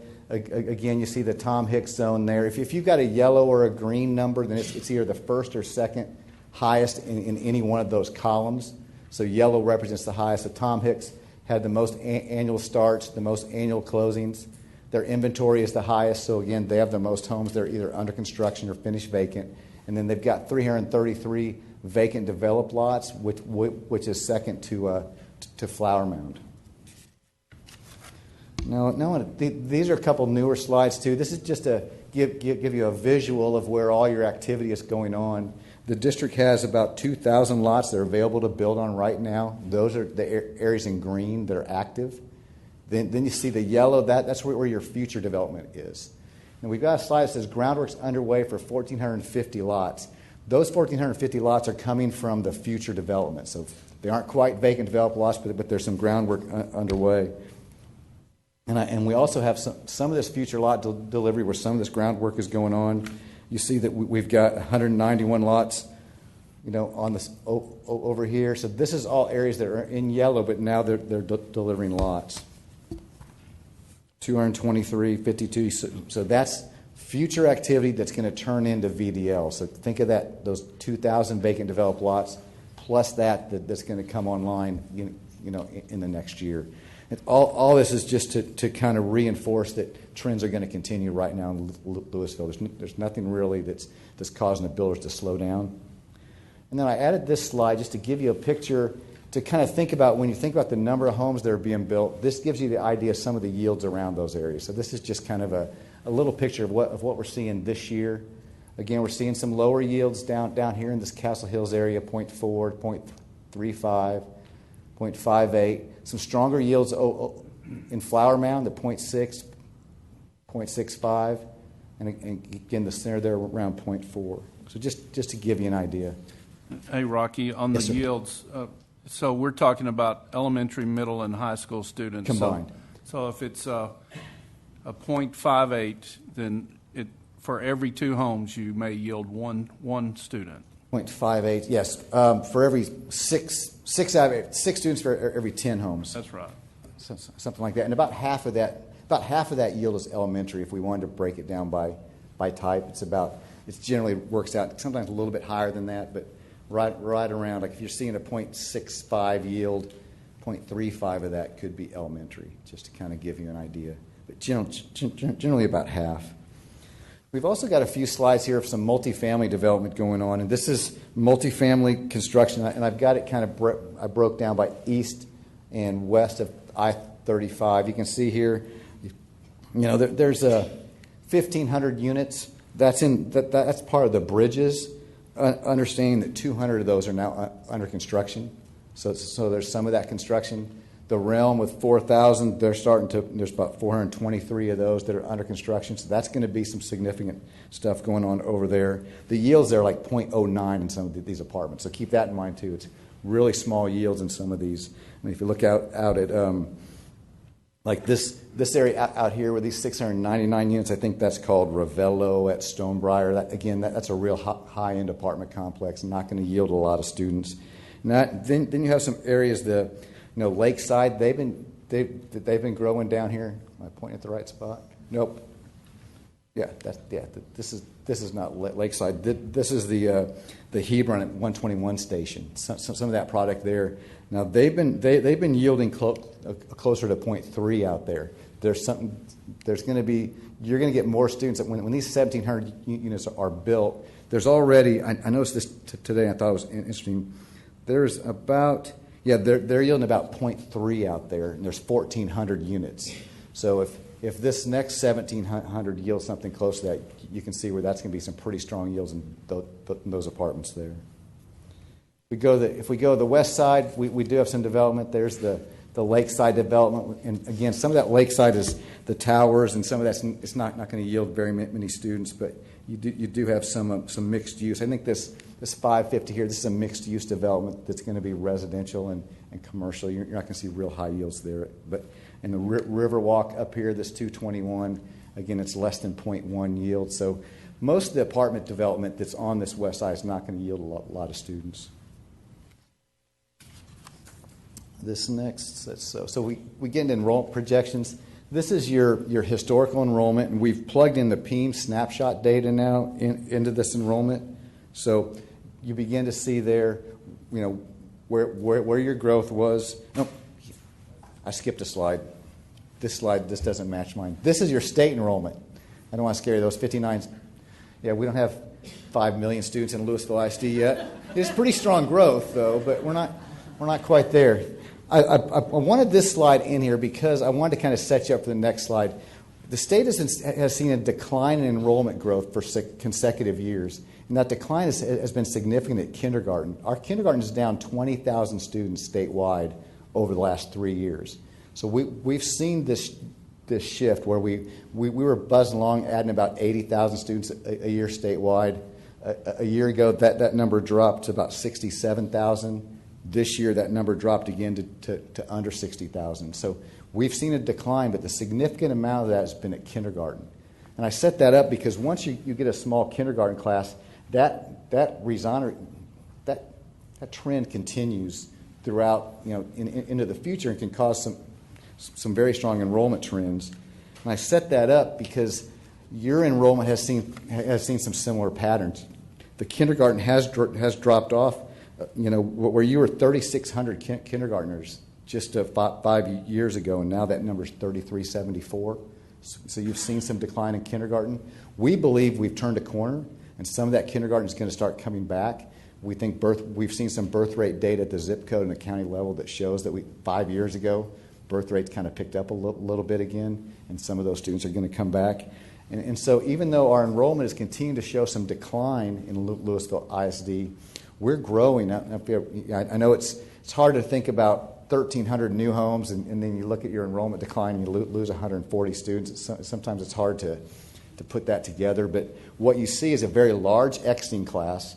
Over 4,000 students are exiting, and if 3,300 are coming in, you can see that in theory you could be losing 700. You're only losing 140, which means if you do the math, you're really gaining about 550 students. So our enrollment projections are pretty strong for Lewisville. We're growing the district by 500 to 600 students each year. It sometimes gets a little bit washed out with the size of the exiting classes. Does that kind of make sense?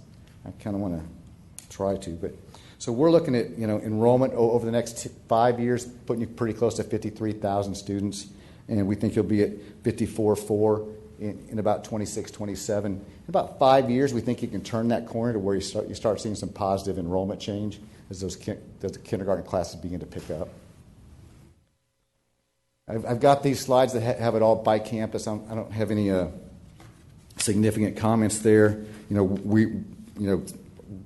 You know that as well as I do, there's some campuses that are approaching capacity and have some capacity concerns, and congratulations on the bond, and we're going to try to, you'll be able to take care of many of these capacity concerns going forward. And we have, again, your middle schools, when you see the negative enrollment growth and the change, it's just those grades that are passing through, and again, it'll start turning positive by the end of this forecast. Unemployment rate at 3%. First quarter, there are over 300 new homes closed for the second straight year. We think that your 2,650 multifamily units under construction. So that's quite a few multifamily units. That's kind of what's hitting Lewisville right now. Now, keep on. One thing I didn't mention: several of those are age restricted. So there were at least 2 of those that are senior apartments as well. So you shouldn't get very many students from those. And then you're projected to have 54,400 students for the 26-27 school year. That's what I got. Not near as exciting as what you start your evening with. The final slide, it's not there. Okay. There's a sources slide that we can provide you as well. Thank you, Rocky. Does anyone have any questions? Just a couple questions. Thank you. There were some slides that were a little bit different than in the past, right? The way you did some of those graphics. Yes, sir. I think it was great, kind of giving us a different perspective, kind of the color coding by elementary, really every feeder, I think, was very helpful. You had mentioned that you had mapped it with the PEMS data, and so this might be a question for you or Dr. Rogers and staff. I'd be curious to look at that shift. If you look at the state of Texas, about 68% of kids coming into the system now are really 2 demographics. And so, to kind of look at us compared to the state with some of the enrollment decline, I'd be curious how that kind of maps together, Dr. Rogers. And I don't know how to do that, but we probably have something that you guys could look at to show us if we're seeing the same trend line as it relates to, families of different backgrounds and that type of thing. Oh, okay. Yeah, I think we can certainly get that information. Okay. Yeah, we can look at that. Yeah. Because I think mapping it to the PEMS data is a great way to do it. I think it gives us a good perspective as we kind of continue to key in on cultural proficiency, right? It's a great set of data that shows us where we need to concentrate, and even with the learning standards.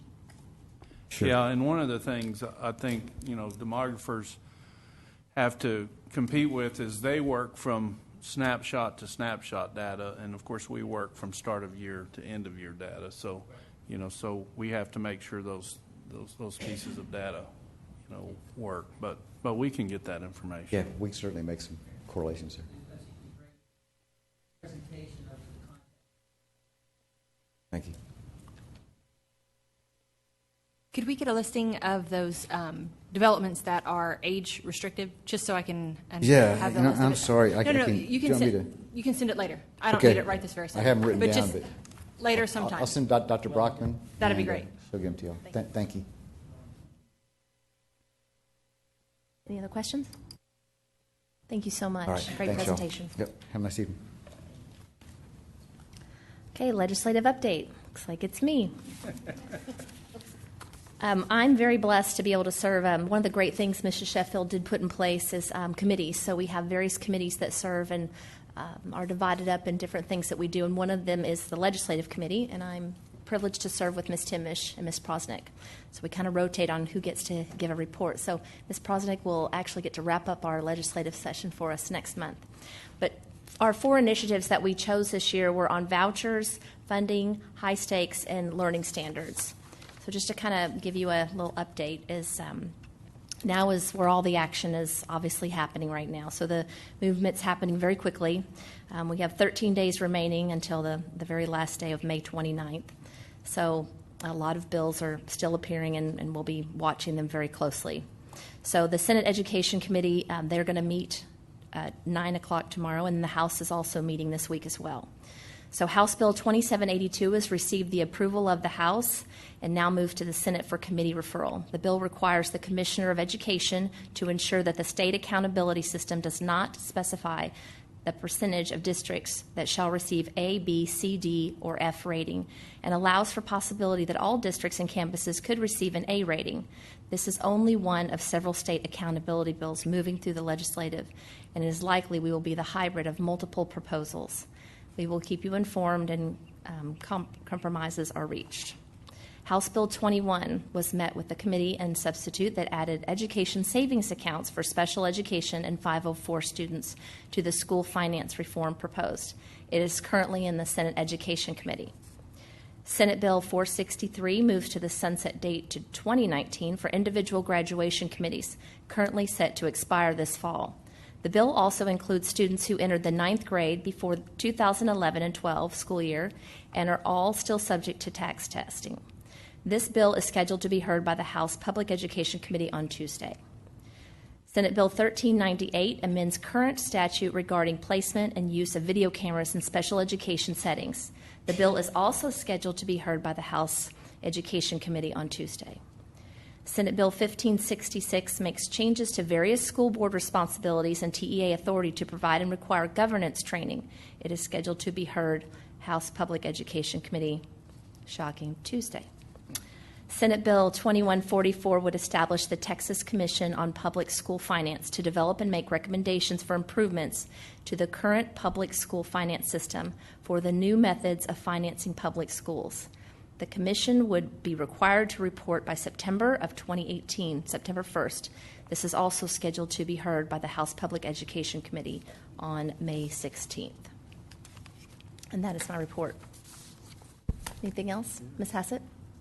I just wanted to add, House Bill 884 is on the TEKS, Texas Essential Knowledge and Skills, and IMA, and Instructional Materials Allotment.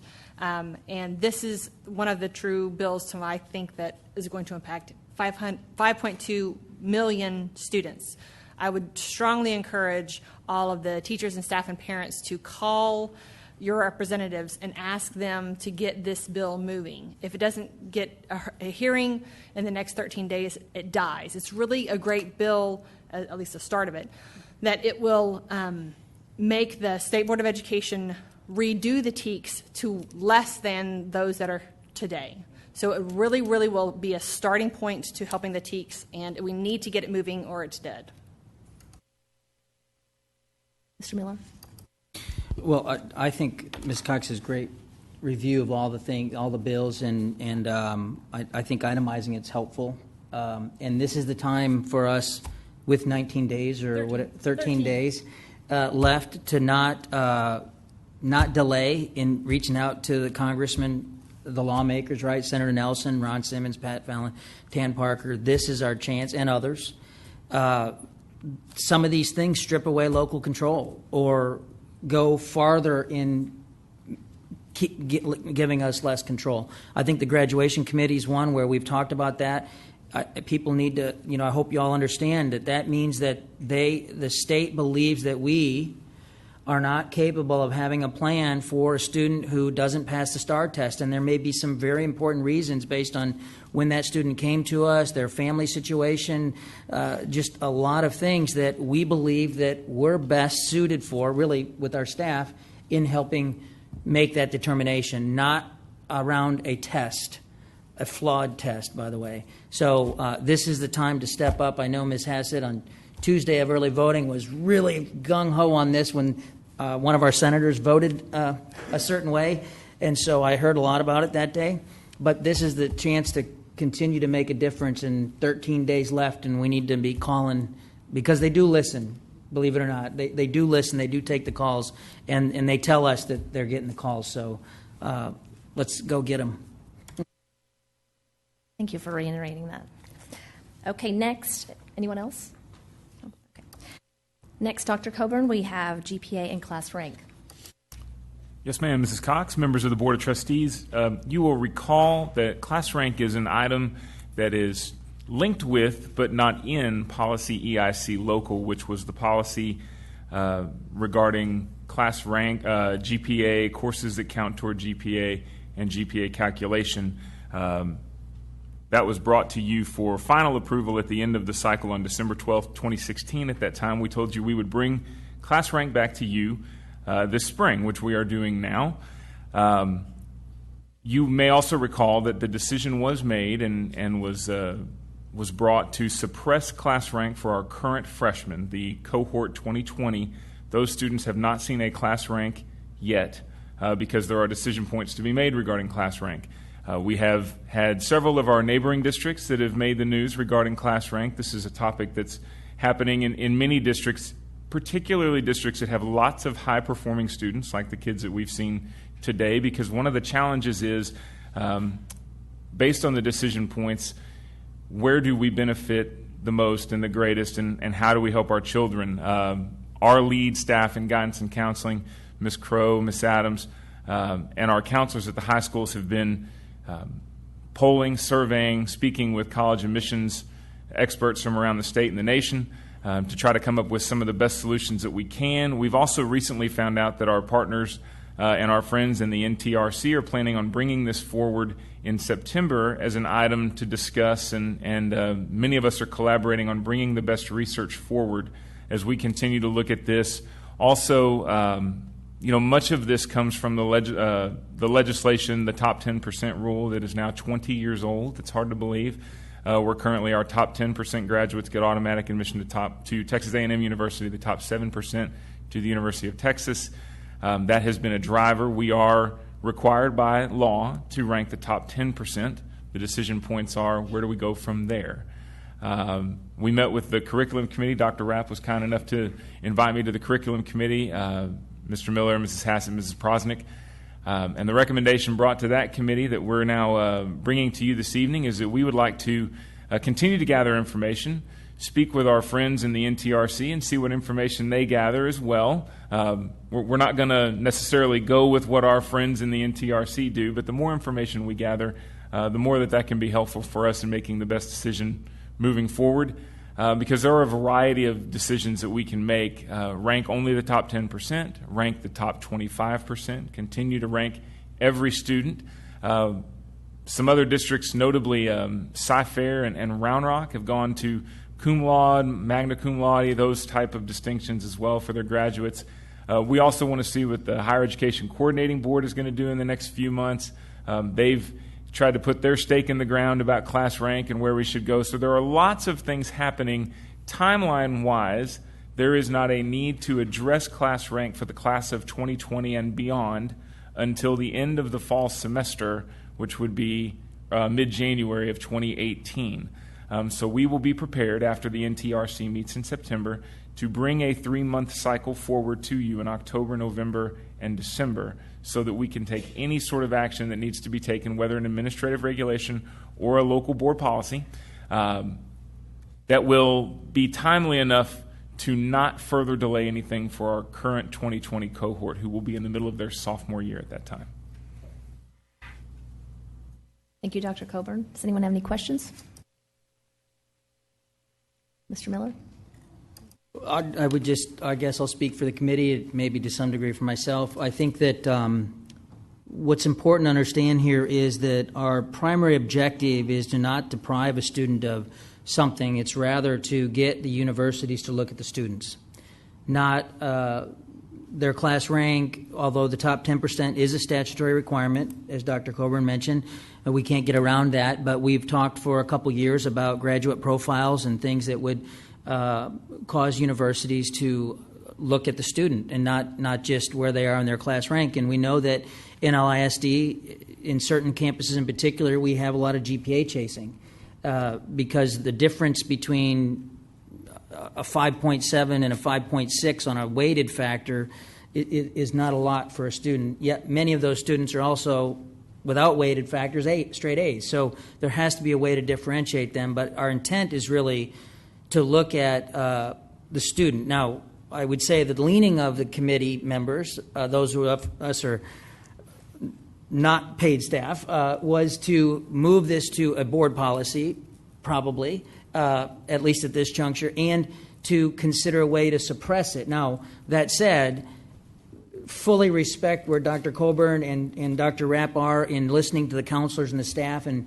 recommending that we take advantage of and learn from the NTRC and the work that's being done by them, because we don't want to take a position just to be right. We want to do what's right for the kids, and we are leaning again towards suppressing it to some degree, but it's very complicated. And I put that out there because that'll generate some comments for us, and we'll get plenty of input in the meantime. And I think it's good and healthy to get that, but certainly a lot of work to be done, and I appreciate you all coming back to us on time and being thorough with it. Ms. Prosing, did you have anything? No. Ms. Sheffield? So do we have plans to utilize any type of community committee or survey stakeholders, anything like that, to help us in our decision making? Yes, ma'am. And I meant to mention that as part of this. This was part of the work that went into the EIC rewrite that began at the beginning of the 2015-16 school year. This was one of the items that the committee made no conclusions on. We reconvened the committee this past fall and continued to have no conclusions because it is a very complicated issue. It was at that time, based on that committee's work, that the recommendation was unanimous and a consensus in that group to suppress class rank for the freshmen, thinking that at this point ranking a freshman is just increasing the pressure we put on those kids to no real benefit at this point, which is why we've kind of created this timeline that gives us a little bit of opportunity to continue to see and gather data. We are starting to hear some rumblings that the holistic admissions process that Mr. Miller mentioned is changing a little bit. And as those things are changing and as we continue to have conversations with college admissions people, again, you deal in public and private and you deal in in-state and out-of-state, and they're all different entities and they all do things a different way. Just to be able to get, as you said, Mr. Miller, gather that information and just make the best decision that we can to benefit the maximum number of kids. Let me jump in, too. We do plan to survey both parents and I think we're surveying this year's exiting. Yeah, we have a survey going out to this year's seniors that will say things like, when did you have to report class rank? How did you have to report class rank, and in what sorts of formats based on where they were applying for college? We're going to use the data from our current seniors because it's been most germane to them. And Dr. Colbert, in doing, I think Ms. Sheffield has a great question there. And as we talked about this, we're going to do it in certain classes, right? I mean, we're actually, the teacher's going to say, okay, we're going to do a survey now so that we get meaningful data, and it's not just the kids who care and don't care, but that each kid's going to get a chance, hopefully.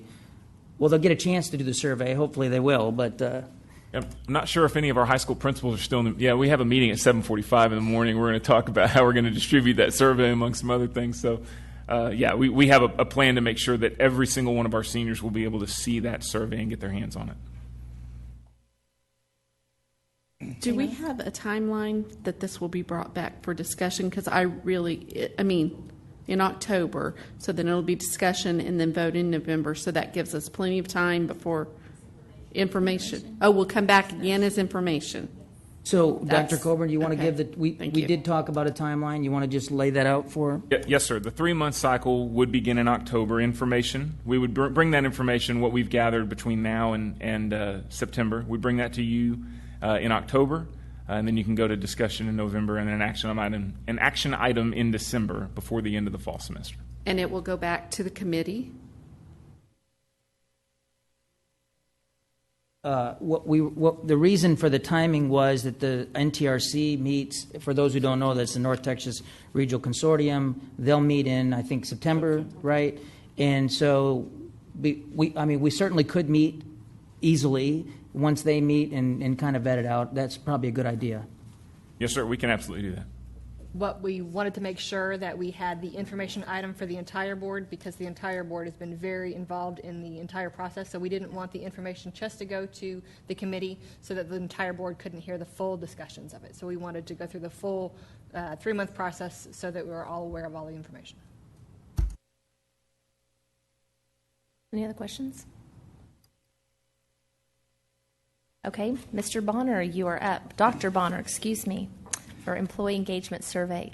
Ms. Cox, board members, we're bringing this item to you on employee engagement and related services tonight in a collaborative effort with purchasing and an employee committee. Wanted to provide just some basic information to you on the work we've done thus far in that committee. Committee has 7 teachers and had 1 campus administrator. At the first meeting, whereby they reviewed the 7 respondents that responded to the RFP out of the 22 vendors that were mailed the information. At that first meeting, they reviewed the bona fides of those 7 and actually selected 4 to come in for presentation, which they did to the full committee. Full committee listened to presentation, asked questions on pre-survey work, survey implementation, and then post-survey planning work. And we wanted to bring this to you tonight as an information item with plans to bring a discussion piece next month. Thank you, Dr. Bonner. Are there any questions? Miller. It'll come back. Yeah, I know it's going to come back. I just, Dr. Bonner, are you looking at, or is there a way to use any historical data in this when you've met with those vendors? We did not discuss the quantifiable data from our previous vendor at that meeting. We did discuss, anecdotally what their process was and that sort of thing, but nothing quantifiable, if that's what you're referencing. Thank you, Dr. Bonner. Yes, ma'am. Thank you. Okay, now for discussion items, we have Dr. Ball, I guess, Mr. Ball, for the monthly financial report. Thank you, President Cox. Board members, we have the monthly financial report, which is fairly routine. It's as of the 7 months ended March 31. I do appreciate the work that Ms. Trevino and her staff do to put this together. The financial statements do indicate that we're on track in accordance with our budget. We also have the investment report and the bond report. This month, it is a little bit out of the ordinary. We have a corrected investment report for the month of February.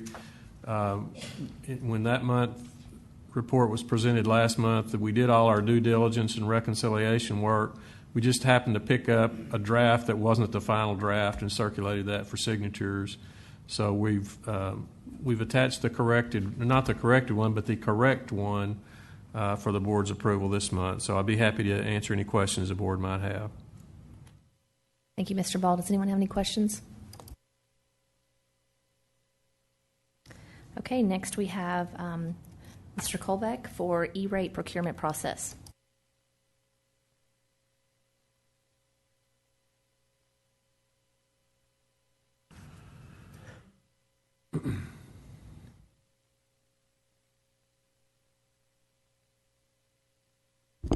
Good evening. What you have in your packet is background information regarding using the federal E-rate program to procure wireless technology. The items for wireless technology are included as a project in our 2017 bond package. And essentially, the timelines for E-rate really are very prescribed, and we have to follow those prescribed guidelines. So the order of this might seem a little bit strange, but essentially what we're trying to do in this case is we want to protect the option for the board to be able to procure that E-rate funding. So how that works is it works off of a weighted score based on the district's free reduced lunch number. And what we're proposing to do through this process is we filed what's called a 471 through the E-rate process, and that will take probably sometime next spring to get the results of that application. And if that application is approved, what we potentially could get is about 50% of that wireless products and service reimbursed to the district.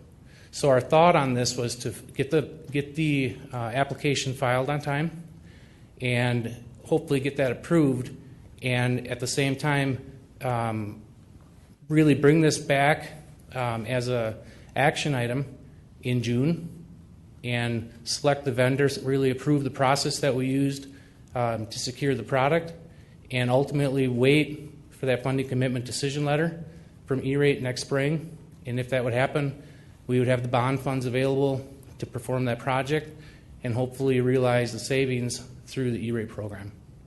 So that's an overview of what's in your packet. Any questions about that? Anyone have any questions? Mr. Colbeck, Yeah. so just for clarification, well, first, could you just, for the audience's edification, explain E-rate? Yep. E-rate is a federal program. Everybody that pays a phone bill pays that. So if you pay your phone bill, if it's cell bill or landline, you'll see Universal Service Fund. That fund is basically contributing dollars that go into schools and libraries for usually telecommunication, fiber optics, and what's new of late to the program is the ability to put in funding requests for specifically wireless. So the timing on this and needing this to be replaced is very good. And that falls under what they call Category 2 funding. So Ms. Weinstein and I might be the only two here that understand this, but basically this is universal service was intended for people who couldn't afford phone service, and so this is now moving to broadband or essentially wireless access.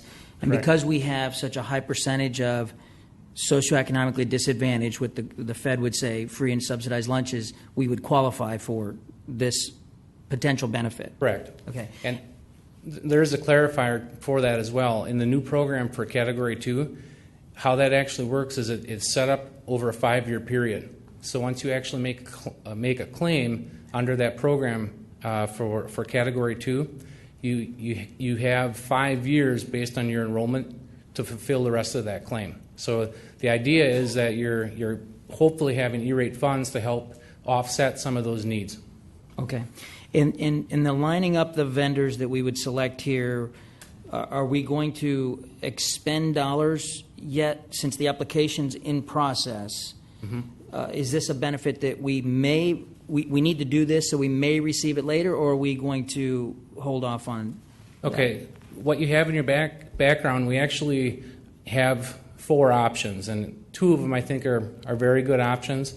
One of them is to wait until we get the funding commitment decision letter to do the project. What that would do is very likely it might be this time next year that we would actually get the application approved, and then we would do the project.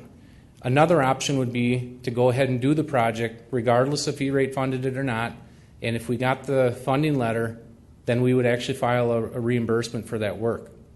Another option is to not take the process that we put in place and file it again next year. But the cycle of E-rate is you're really working in about 3 years all the time. You're looking at the year prior, your current year, and the year future. So if we deferred the timing on that, this would very likely be something that would be pushed out into 2019. So if you look at the age of our current infrastructure, plus as we put together our device evaluation process, we're going to end up bringing on devices that have newer technology in it for wireless than what we currently have in our current system. So we see that the timing on this being very important, that we actually do this project sometime next year so that it really is kind of married with when we do a larger device refresh.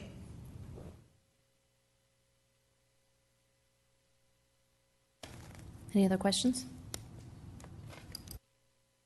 I think you're up again. Okay. Oh, Ms. Prosek. What was number 4? You said there were Sorry. 4.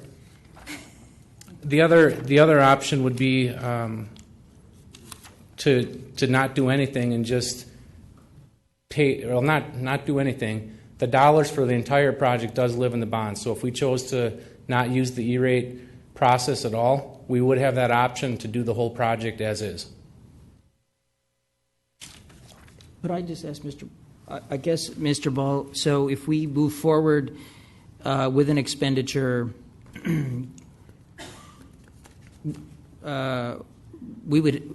could we do it without selling bonds now and then replenish that money that we have with future bond sales?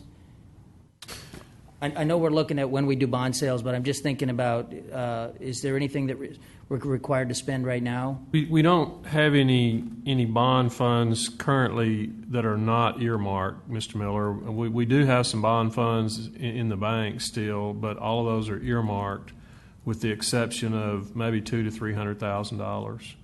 $300,000. They're earmarked for the finish out of the building here. And a couple other projects, the 2 ninth grade centers, all those projects that were scheduled for this summer that were deferred now to next summer, that money is earmarked for those projects.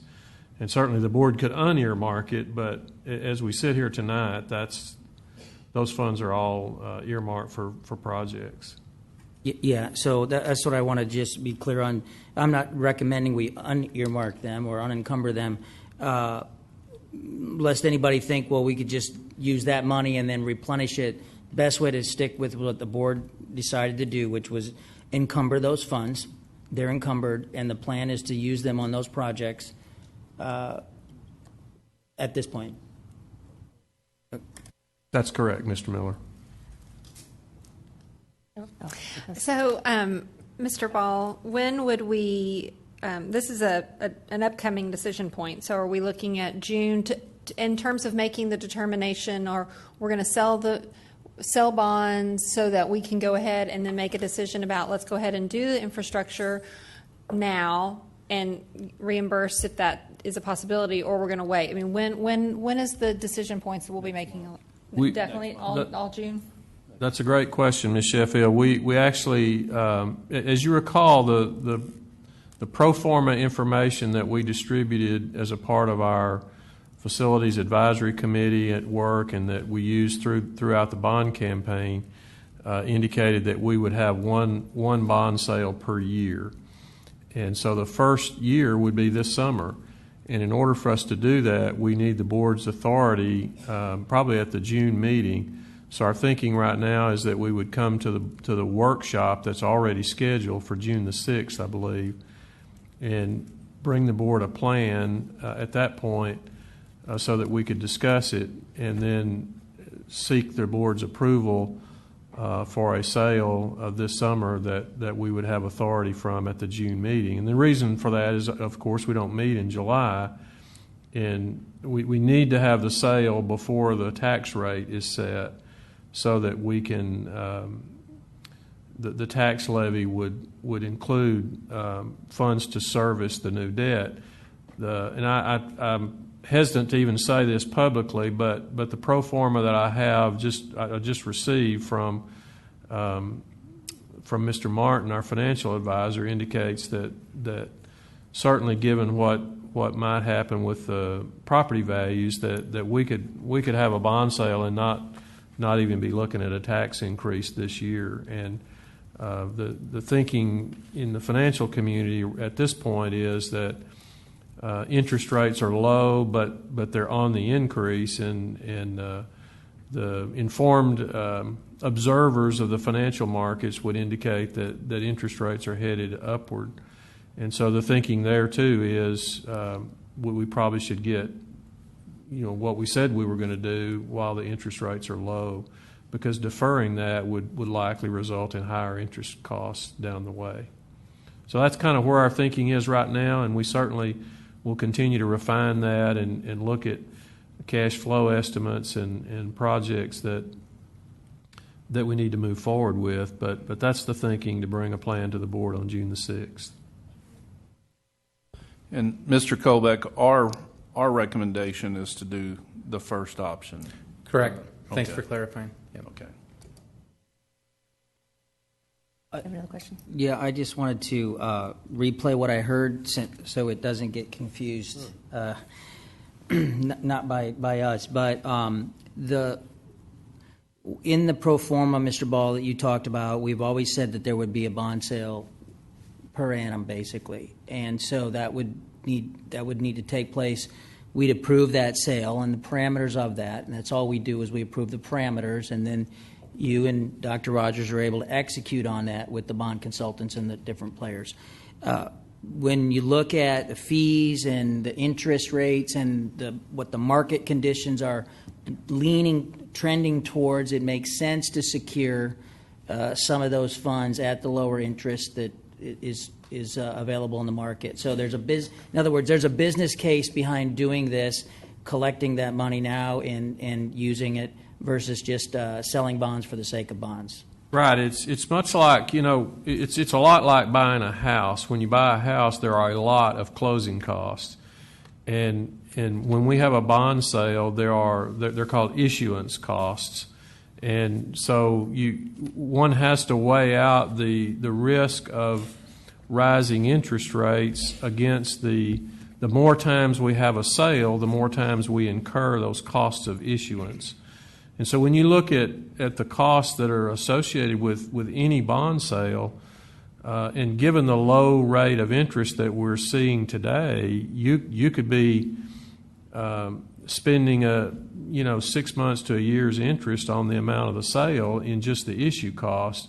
And so you want to have as few sales as you can to minimize the issue costs, but at the same time not incur unnecessary interest costs. So there's that balancing that we have to do. And the other, probably more than any of that, is we've got to be looking at the cash needs. We want to make sure we have the cash available to pay the costs associated with the projects that we have committed to the community to accomplish. I'm sorry, Ms. Cox, just one more clarification. And so then, to be clear, for the avoidance of doubt, each of the projects then within the plans that we put forward will still come before the board. We'll have to pick an architect, we'll have to pick the projects, we'll have to pick a procurement method under the government code, 3, 4, 5 votes on each project that we would be encumbering those bond funds for. Absolutely. Anything we do in the realm of constructing anything would have to go through the process you just described. The board would determine the construction delivery method. The board would appoint the architect firms. The board would see all of the proposals and the guaranteed maximum price if that's the method the board chooses. The design, all those things, the board would have not just input but have decision authority over. And so the bond sale really just because we need to just do one a year to minimize the cost of issuance, would set us up to have the cash to then be available to pay those costs as the board approves as we move forward. So we're not suggesting that anything would happen without board review and approval, but simply, and the board also approves the bond sale as well, the timing and the amount and the process, the whole thing. But it sets us up to do that before the tax rate is set, and then the district has the cash to be able to pay the costs of the projects that would then be approved by the board. Okay, thank you. Okay, Mr. Kobeck, you're up again for software licensing compliance.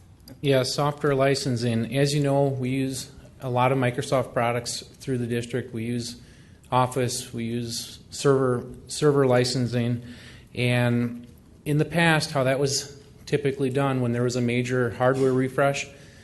Microsoft licensing would have been compiled with that refresh. So if it was you're buying new computers, you'd buy the operating system. If you're buying a physical server, you'd buy that license.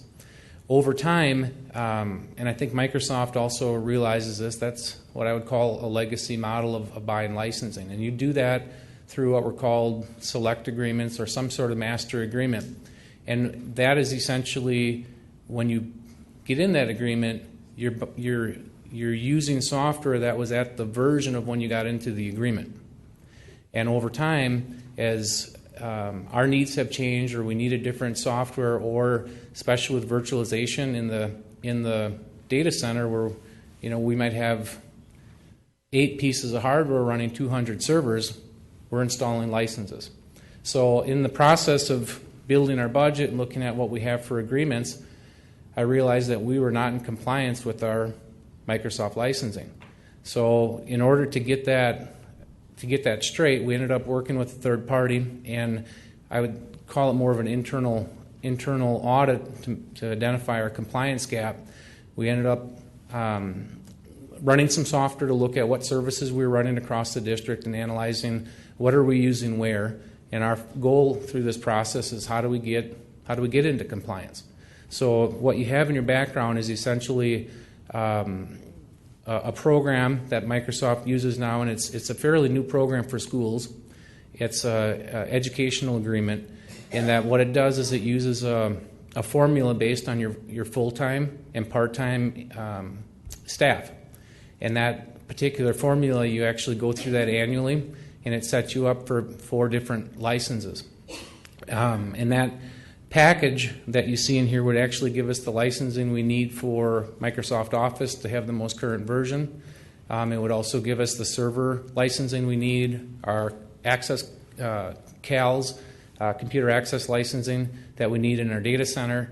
It would roll up some other services that we use, SharePoint, System Center, etc. But it would get us into compliance, and we would actually true that up annually based on what our employment formulas are for part-time and full-time employees. So the other and some other benefits on this too. Right now, for example, one of the things we've been challenged with our iPads is how do we get Microsoft Office on those products. So doing this is actually going to allow us to have really 15 licenses for students, and we haven't really been able to get that out in front of them. So they would have 5 licenses to use on a tablet, 5 licenses to use on a phone, and 5 licenses to use on a computer. And it's actually tied then to our directory services, which is Active Directory. So when a student or graduates or is unenrolled, that license it expires. So there's some benefits certainly for the students, and also Microsoft in their wise thinking is they're incorporating features in Windows 10. And if you want to really be able to use it and secure it the way most school districts need to, you can only get Windows 10 EDU version through this agreement. And we've been really struggling not having that version. And when updates are coming out, we use, we have a great infrastructure, and we're falling back on SneakerNet to get this fixed. So hopefully this is going to get us compliant. It's also going to get us more efficient. And if it gets us into the right licensing scheme that we feel we need. Okay, thank you. Does anyone have any questions? Finish. Thank you for that. So for some of the schools that have used their funding for computer labs or additional computers that they have, will this cover that project licensing for all of those? It would. It would cover every piece of software that we need on our computers out in the classrooms. In our campuses, it would allow us to get the right version on all of our Windows computers in the district.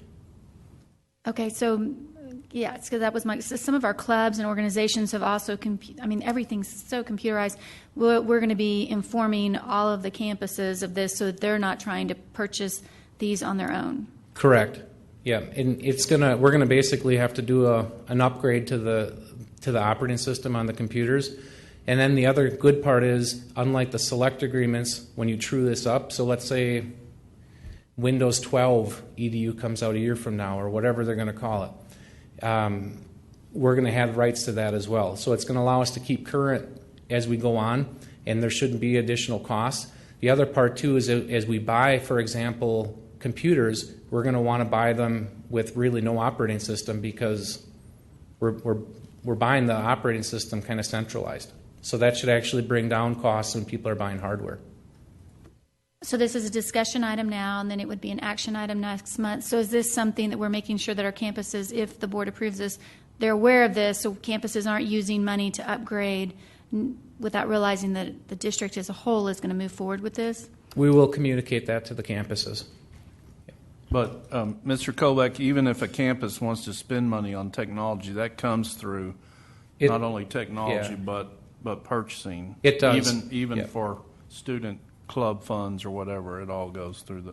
Yep, correct. We if it doesn't have a technology signature on it, it comes back and gets routed back through technology. So we would catch it, but we do need to communicate that change. Okay, so thank you. So we'll have a gap between all of that to make sure that we're not paying for something we don't need. All right, thank you. Correct. Yep. I want to follow on Ms. Temish's question. I think it's a great question. So, I'm sure you have an allocation model on how it works with chargebacks to the campuses, but when you factored in the number of employees / students, are the students calculated based on the number of students or the number of devices at the campus? It doesn't matter if our enrollment went up by 10,000. It's Okay. based on the number of employees. Number of employees, okay. So, and then I think to Ms. Temish's point, so letting parents and students know, hey, you can use 5 on your iPhone, Galaxy device, whatever your choice is. Nobody's without technology options as it relates to software, regardless of device, or you opt in or out, you can still have access to it. That's correct. Okay, good. Thank you. Any other questions? I actually have a question for you. So just to reiterate, it's any student that has a device. So it's not any of the shared device or classroom sets. We'd be able to install it on everything that we have. So we'd be able to install this on our shared devices as well. And if it's a student's personal device, it doesn't matter. They're going to be able to install it. Through access to the district? Mm-hmm. Okay, and so in your professional opinion, would you say just by the things you're talking, this could be a cost savings to the district? I don't think it's going to be a cost savings, mostly because of, one, it does cost money to stay current. We haven't been keeping up with it. And I think this is something that we do need to keep up with, and it's going to cost us more operationally than what we've been doing. I think, Mr. Kobeck, is it fair to say while we have to spend the money because we haven't kept up with these licenses, there are some fringe benefits once we do, like the 15 for the students and Correct. 5, and 5. So. It'd be getting the right licenses, getting the access for the students, and I think the other part is we're going to stay current without whatever the industry's doing. Where in your other model, you really have to stick with your ROI on that. You almost have to buy it, and that's expensive too, but you'd have to run it for probably 4 years to really realize the return, and that's out of date already in 4 years. So being current would be a big value to this. And being in obviously being in compliance, sure. Timish.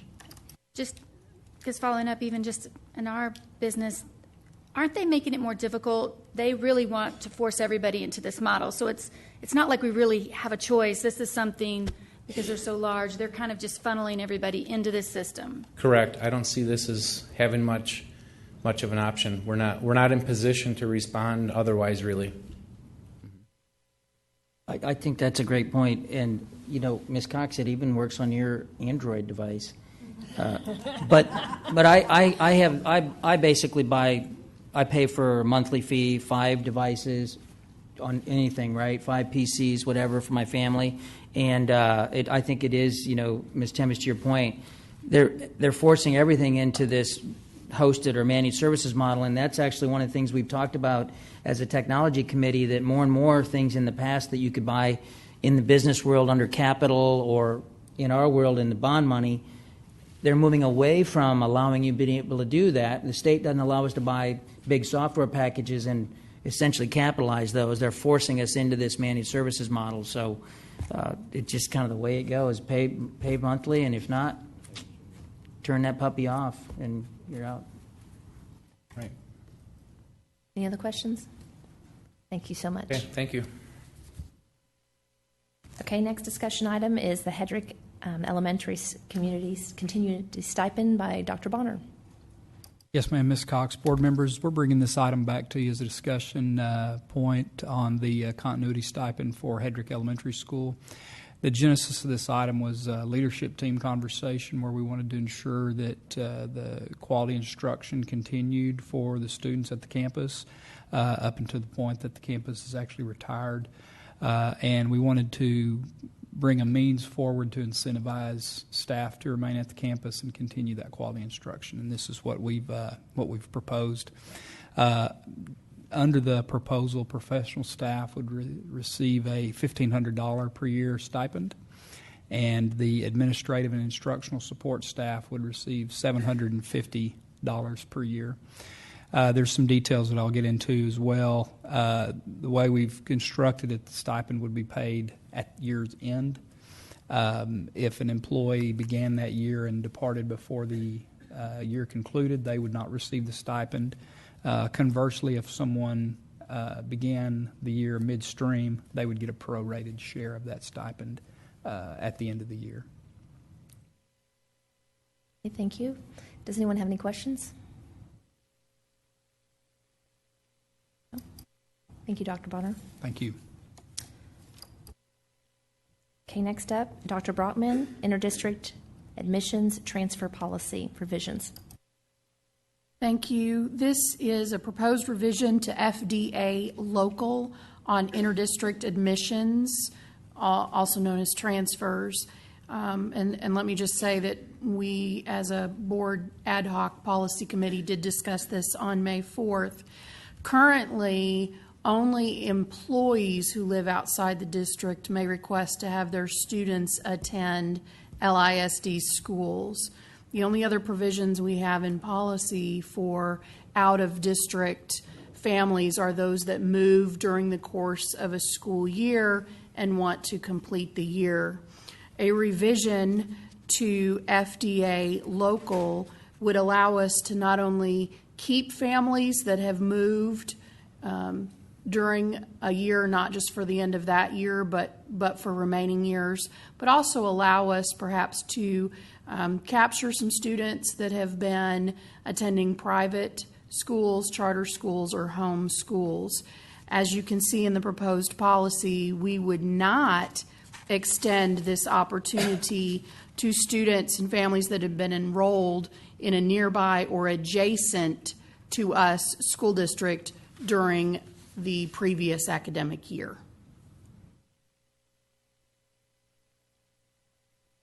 Ms. Hassett? How would this policy play out, given the concerns that we had with the parents that spoke in open forum? Would we prioritize the current staffing before we provided outside transfers from the district? Students would still be subject to the same eligibility criteria, whether it be grades, discipline, attendance, and both physical and staffing capacity. Those students who are already in our system and their families have moved, as an example, they're already included in some of those staffing projections as we rolled students up. So those would perhaps be easier because they were already included in those numbers. But yes, they would still fall to the same capacity requirements, both physical and staffing, that we're facing now with other transfers. Would we give a priority or a weight to our current students in the district before we gave a weighting to students not currently in the district? I'm not sure I'm envisioning a weighting as I am different windows of opportunity, if you will.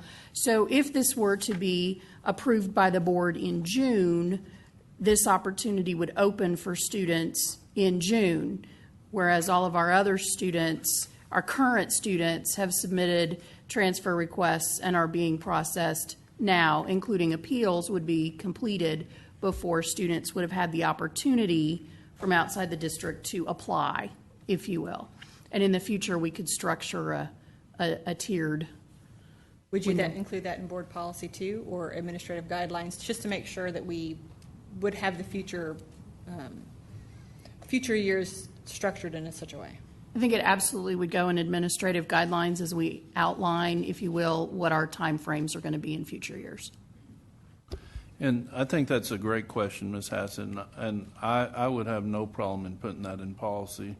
And the point is, certainly these students would be the last of the group. Wherever we end up with our transfer windows, they would be the last window to make sure we took care of everyone else first. Any other questions? Excuse me.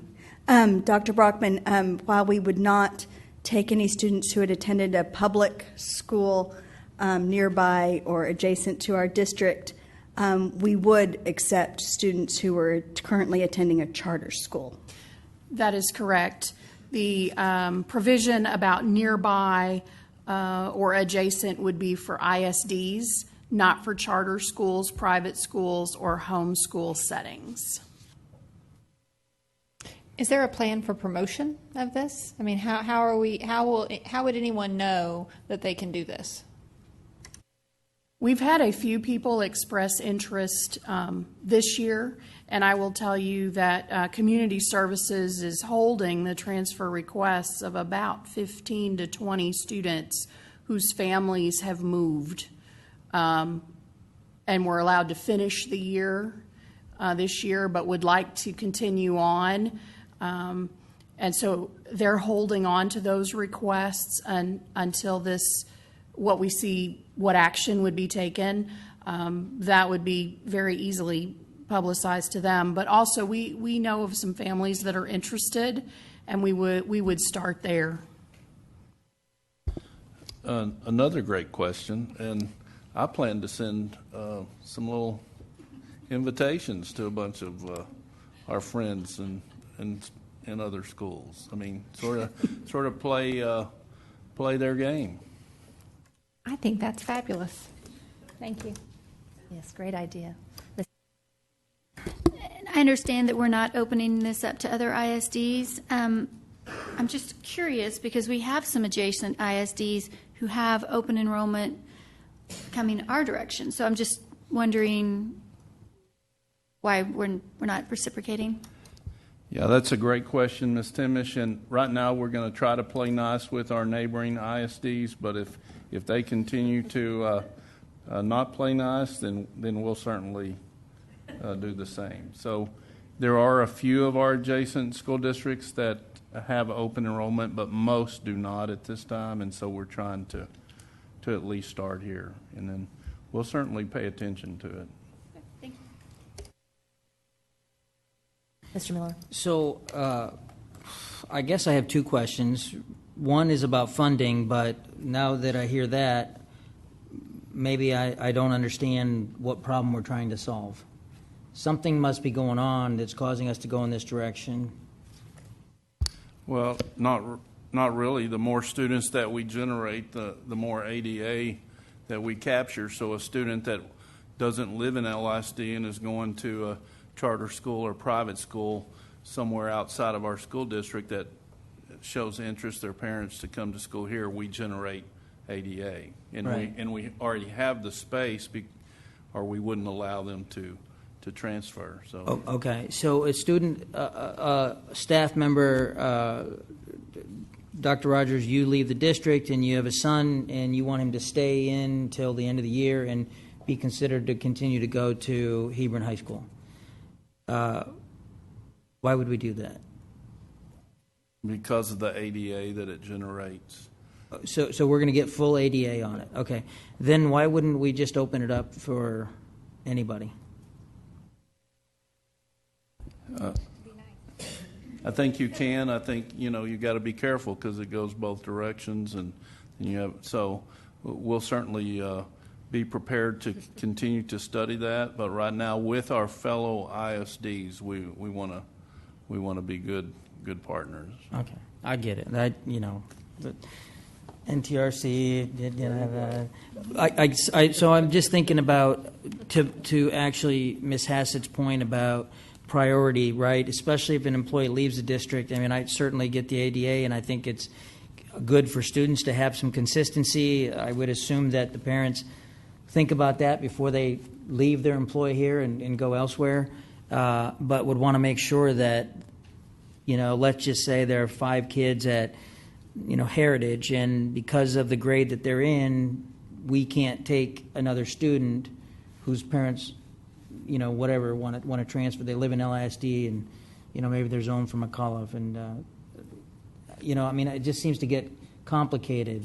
On the surface, it would appear that it's closed, but beneath that, it may be some factors like, 10 of the kids are students of parents who've left the district. I don't know. It just the majority of this policy is not about someone moving out of the district and wanting to finish the year. It's about attracting new students that are not currently in LISD to come from either a private school, a charter school, or homeschool that does not live in LISD, so they can't come otherwise unless y'all change the policy. And let me clarify, we're not talking about employees that leave the district. We're talking about other families.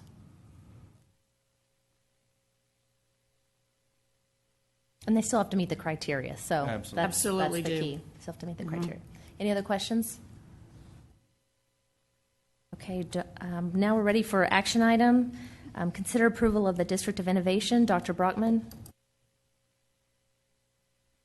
Thank you. First of all, I would like to recognize anyone from the District of Innovation Committee that is still here and thank them very much for all their time, effort, and work over the last almost year to investigate plans, to have some complicated decisions, to make some recommendations, and have gone through this journey over the last year. It's very appreciated, and it's been a privilege to serve as the facilitator for this group. However, given the ongoing concerns and questions that remain with District of Innovation, it is the administrative recommendation that we not move forward with DOI at this time.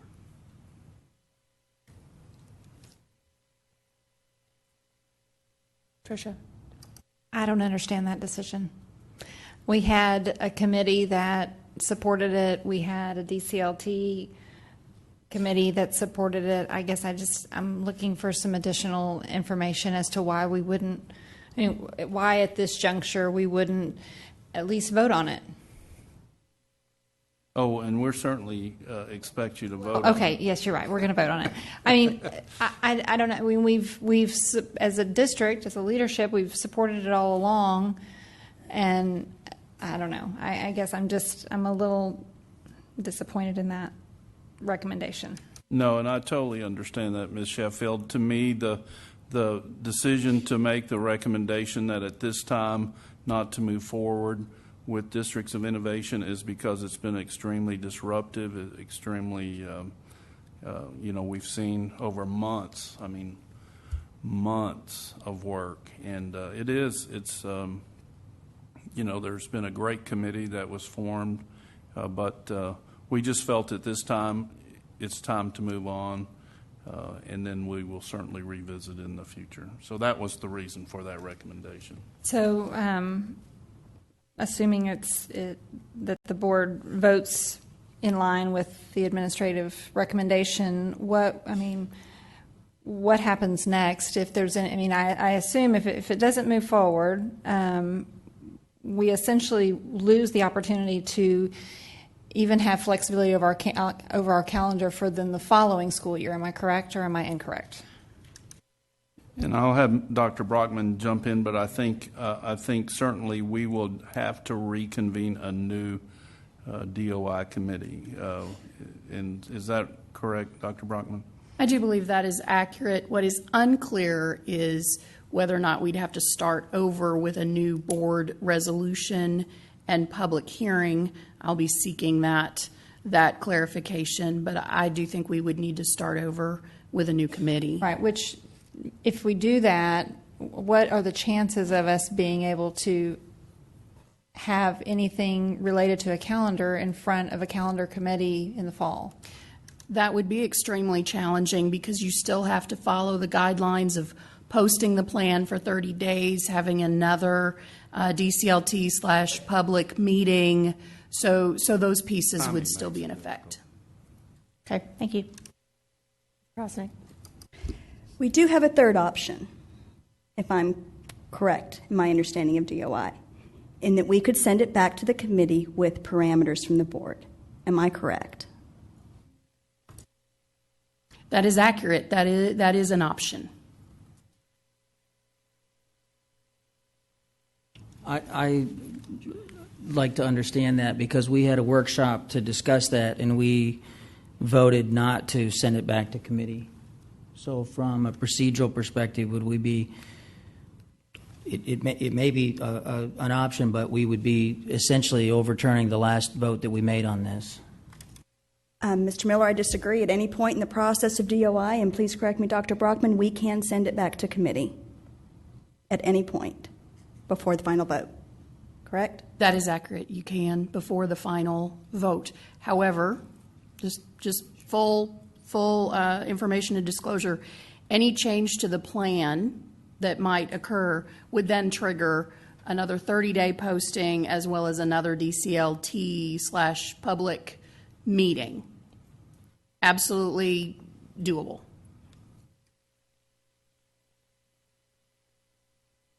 Ms. Timish. Just to follow up on Ms. Prosnick's, if that were even an option, is the committee even willing to come back after a year's worth of work? That would be a very difficult question for me to answer with any kind of accuracy because that is not something I've polled the committee about.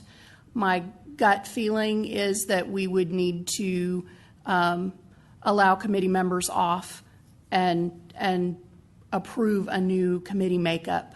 Allow those who wanted to stay, but allow those who wanted to end their time to be substituted. Again, very doable. Any other? Mr. Miller? I'd like to make a motion. Before we would do that. So can you, I know you sent us some information about there's some legislative activity related to, is it dead? I can't remember exactly how many bills that were related to either DOI or calendar in particular. I think there were about 8. Every single one of them have died. Almost all of them have died without a hearing even. This has not been an issue. But wasn't there an amendment attached to something? Did I read that wrong? I don't remember an amendment. No, I have seen amendment language on calendar.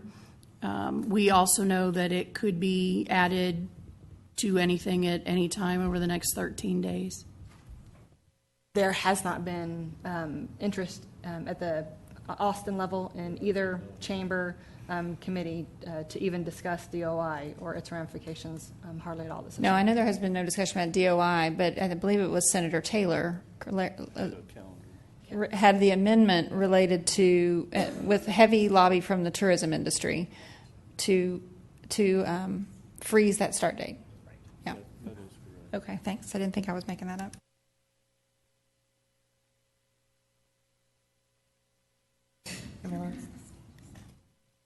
I make a motion that we accept the administrative recommendation to deny or cease to pursue any further District of Innovation activities at this time. Second.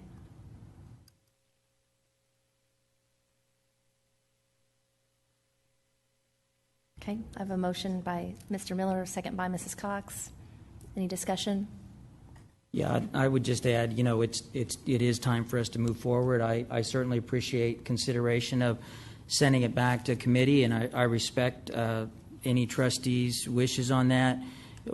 We've talked about this, analyzed it, looked at it. I think in some cases it's not been a good reflection on us as a board and a district, and I think it's time for us to move forward. If there's a insatious appetite to pursue a calendar-only option, I think that there'd be an opportunity to convene a committee and pursue that, but I think that there's an opportunity for us to look at some calendar options that could achieve the result that we're looking for by some different puts and takes, and I'd encourage us to take a look at that, but my intent is to not move forward. Yeah, and I would just like to comment on Mr. Miller as well. I appreciate the work of the committee. They did a lot of work, and I'm very appreciative of all the work that they did. But, as I stated earlier, through the District of Innovation, many of what they wanted was the calendar update. I didn't see a lot of the benefits to the student in particular. So that's what I was looking for, is what was the direct benefit for District of Innovation for a student. And I really didn't see that benefit through a calendar update. So I appreciate the work of the committee, again, as I said. But if Mr. Miller said if it does go back at some certain time, I would consider that. But right now, I cannot support the DOI at this time. Okay, we have a motion and a second. A motion by Mr. Miller, a second by Mrs. Cox. All in favor? Okay, that's a motion by Mr. Miller and Mrs. Cox. Any opposed? That's Ms. Prosek, Ms. Hassett, Ms. Sheffield, Ms. Timish, and Ms. Sells. Ms. Cox, I'd like to make a motion. Mr. Miller? I'd like to make a motion that we approve district innovation, which would require a supermajority to pass. A motion. Do I have a second? Second by Ms. Hassett.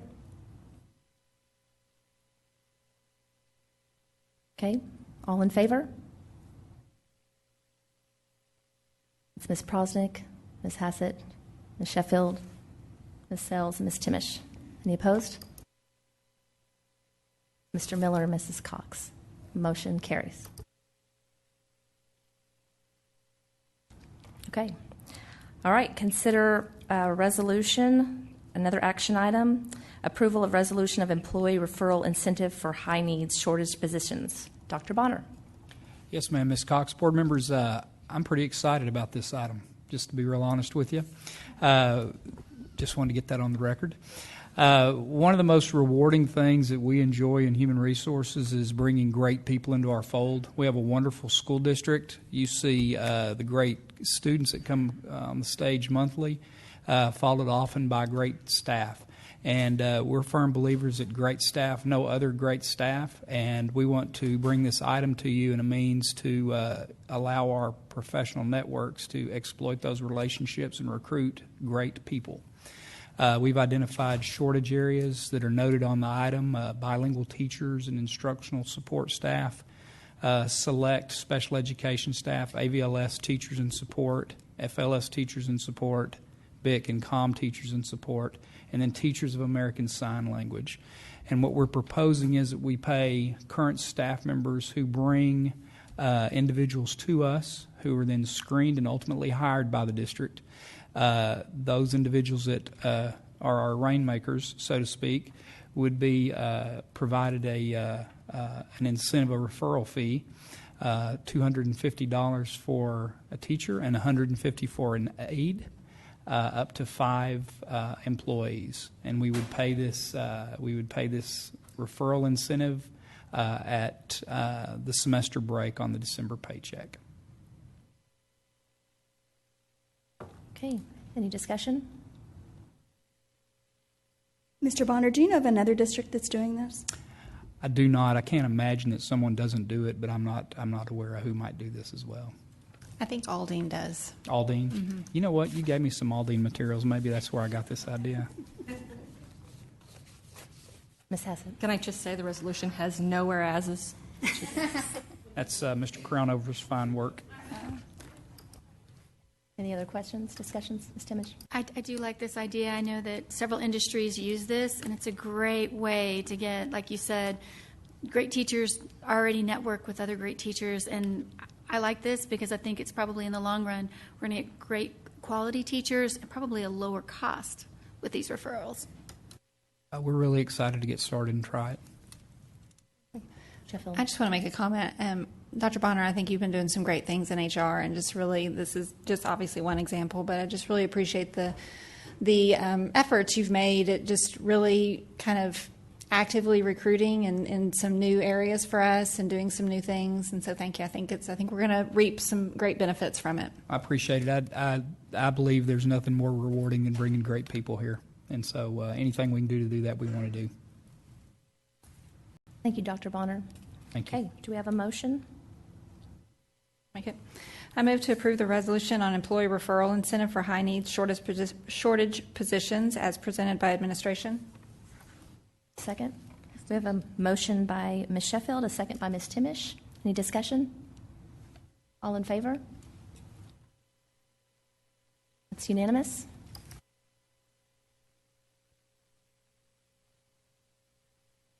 Okay, Dr. Brockman, approval to consider the renewal of the custodial cleaning services. I would like to punt this to Mr. Ball. And I'm happy to receive the punt, President Cox, if that's okay. That'll also be the next item as well. These two contracts, this one is the custodial services. This is an annual renewal of that contract. We have that contract does not have a driver stated in the contract that would give us a means to measure any annual increases. And the reason that was not built into the contract was to not put the district in a spot where there might be a year where its own employees didn't receive a raise. Meanwhile, the contract employees were receiving an increase. And so a few years ago, that sort of language was taken out of this contract. And so we've negotiated that using the Consumer Price Index for the Dallas-Fort Worth Metroplex area. And in that, for the calendar year 2016, that increase is 2.7%. So the recommendation is that the board approve the contract renewal for the 2017-18 year, and with that 2.7% CPI index applied to it. Okay, thank you, Mr. Ball. Any discussion? Anyone want to call a motion? Ms. Cox, I move to approve the renewal of RFP number 2444-16 custodial cleaning services as presented by administration. We have a motion by Ms. Prosnick. Do we have a second? Second by Ms. Sheffield. Any discussion? All in favor? It's unanimous. Mr. Ball, you're up again, unless you want to punt to Dr. Brockman. No, I'll field this one as well. Okay. This one is the contract with First Student. This one is a little bit different in that this is not an annual renewal of the contract. This is a 5-year contract that was executed in return for First Student acquiring the buses that the district now operates, or that they operate for the district. And this contract does have a cost driver built into it of 2%. And there's a provision for First Student to request beyond that, and they've made such a request, and we've also negotiated with them in the same manner as we did with GCA to base that increase on the Dallas-Fort Worth metropolitan area of 2.7%. So the recommendation on this contract is the contract already renews, but we're recommending that the 0.7% be applied to the 2% that's already in the contract to make the total increase equivalent to the Consumer Price Index increase for the DFW metropolitan area. Thank you, Mr. Ball. Is there any discussion? Do we have a motion? I move to approve the 2017-2018 rates for contract with First Student, resulting in RFP number 2406-15, transportation service as presented by administration. Okay. Motion by Ms. Hassett. Do we have a second? Second by Ms. Prosnick. Any discussion? All in favor? Motion carries unanimously. Okay, Mr. Ball, you're up again. Thank you, President Cox. This is an item where, as you recall, we had some projects that the board authorized back in October. The bids came in significantly above what the budgets were, and so the board elected to defer those projects to next summer, but gave us the direction to see if there were some projects that we could go ahead and have done this summer. And so we've identified three types of projects. There is a flooring project at 7 different campuses, and there is playground projects that involves 2 campuses, and then the auditorium sound system at LHS Stuver Auditorium. We believe those 3 projects we can move forward. But in order to do that, we need to utilize another method of construction delivery, or procurement, if you will. The board in past years has set the construction delivery method as the construction manager at risk method.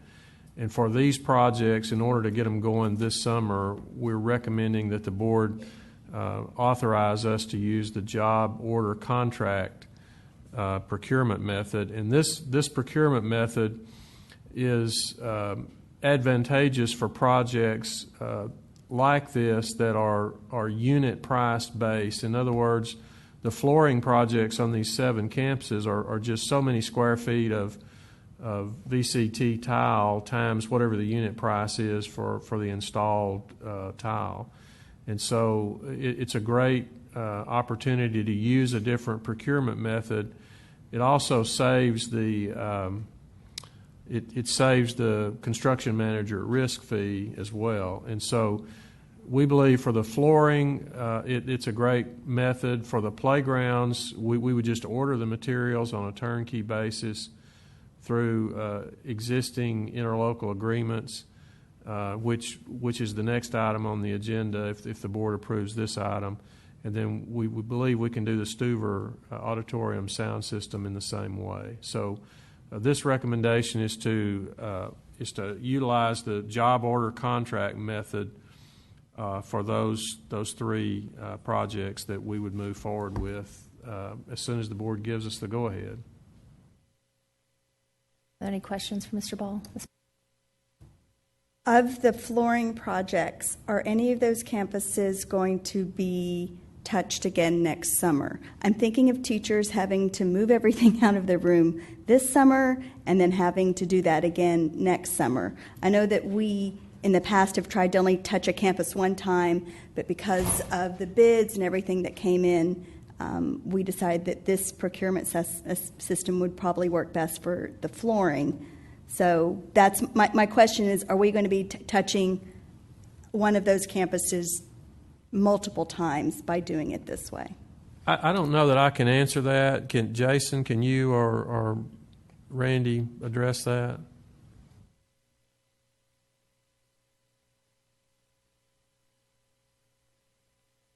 Good evening.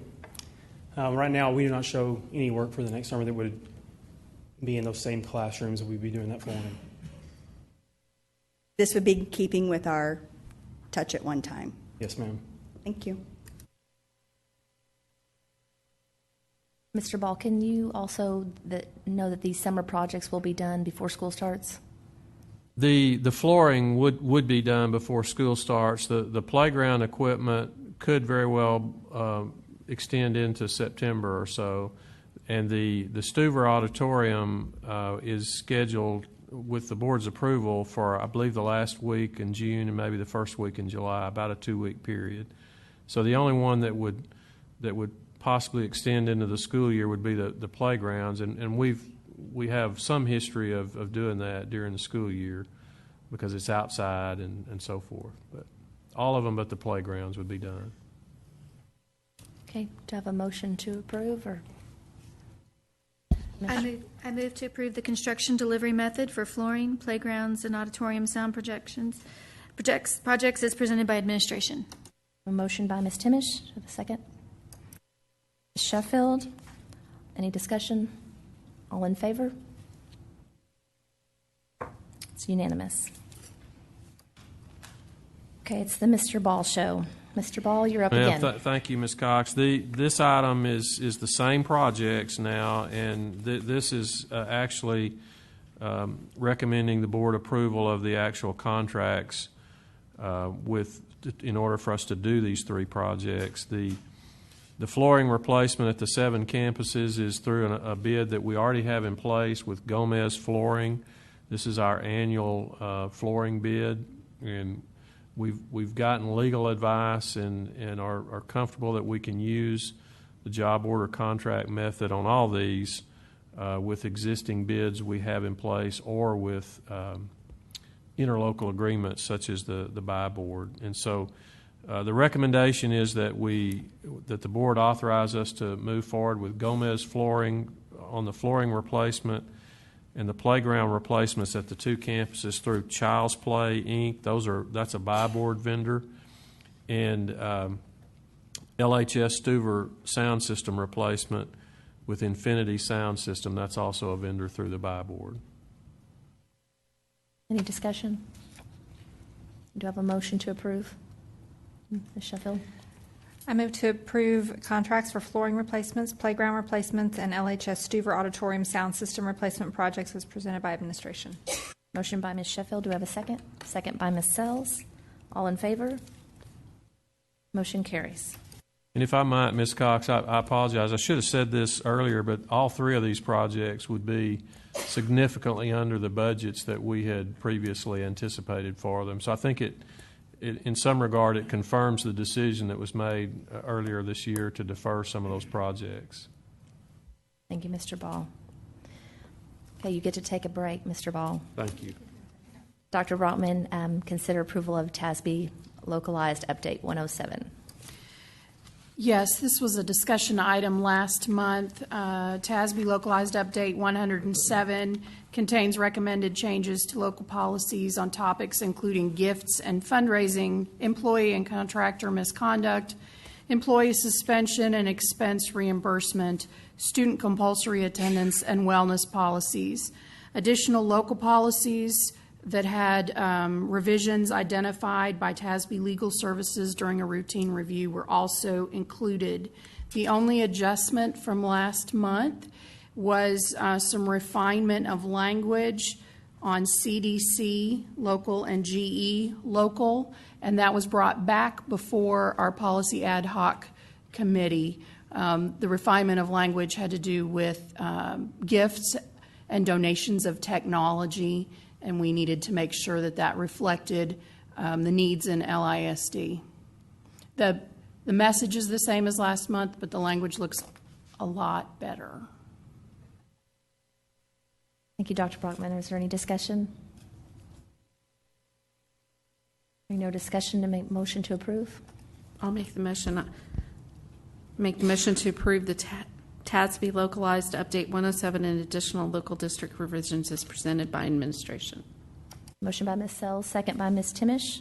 All in favor? That's unanimous.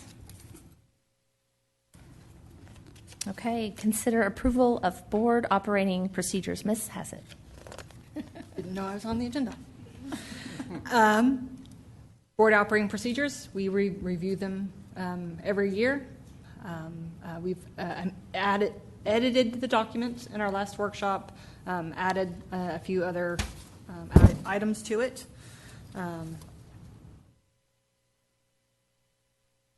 That's it. It's 10:30. That's it. Yeah, we had a long discussion on it too. Does anyone have any questions or comments? I do have a question about the process of the nominating committee. Wondering if we're going to stick with this nominating committee, and if so, because you wanted the language to add for can't self-nominate. I see a reoccurring theme when we have a nominating committee because they are definitely in ability to discuss, to have that committee.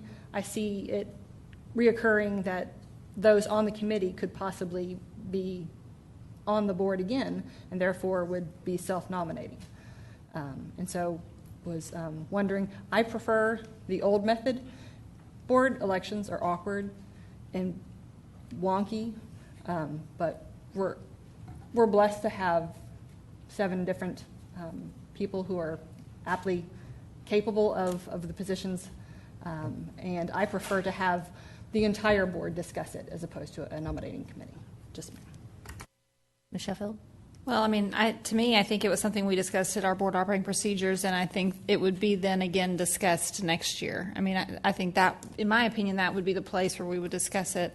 You live with it a year, it's as we do all other things, and then reevaluate, reassess. We can have those discussions.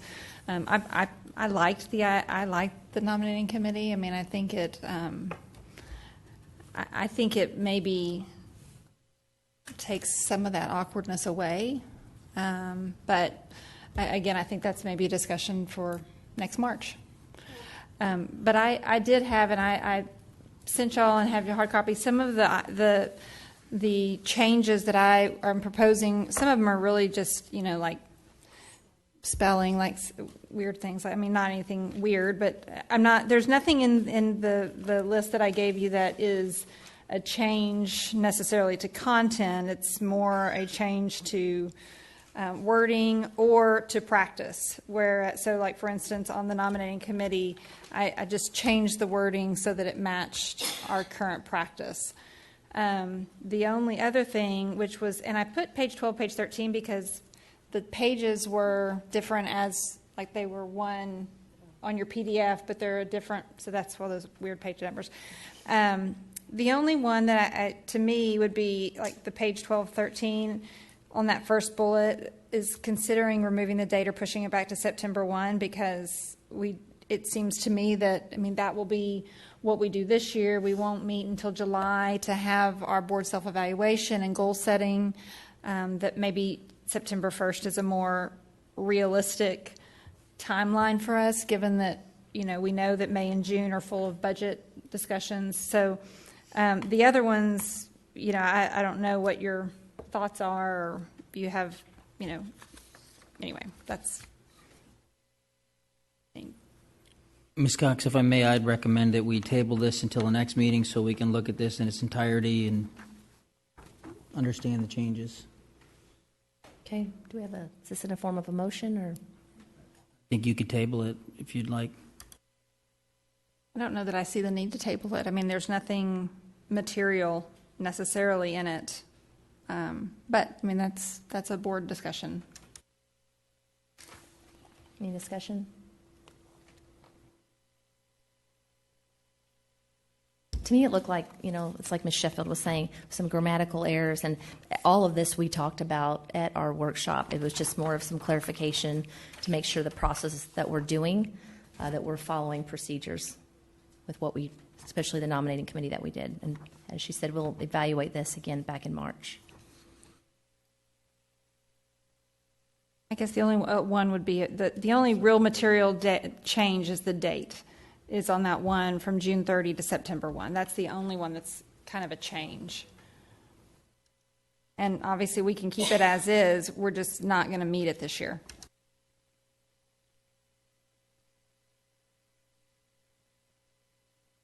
Any other discussion? We have a motion to approve the board operating procedures as presented with changes.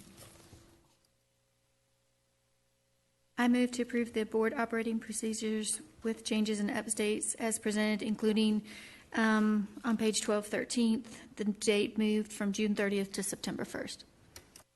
A motion by Ms. Timish. Do we have a second? Second by Ms. Prosnick. All in favor?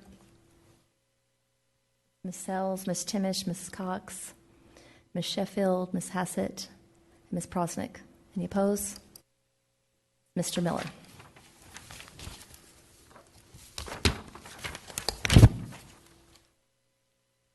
Okay, are there any items to be removed from the consent agenda?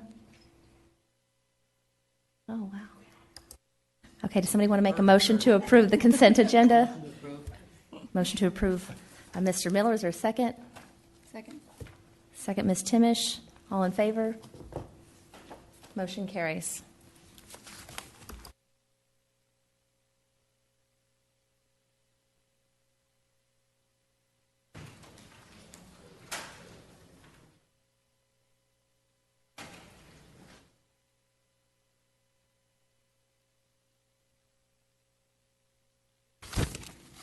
Okay, just to let you know, the closed hearing has also been withdrawn. So if there's no further discussion, this meeting is adjourned. Time is 10:34 p.m. Thank you all and have a great night.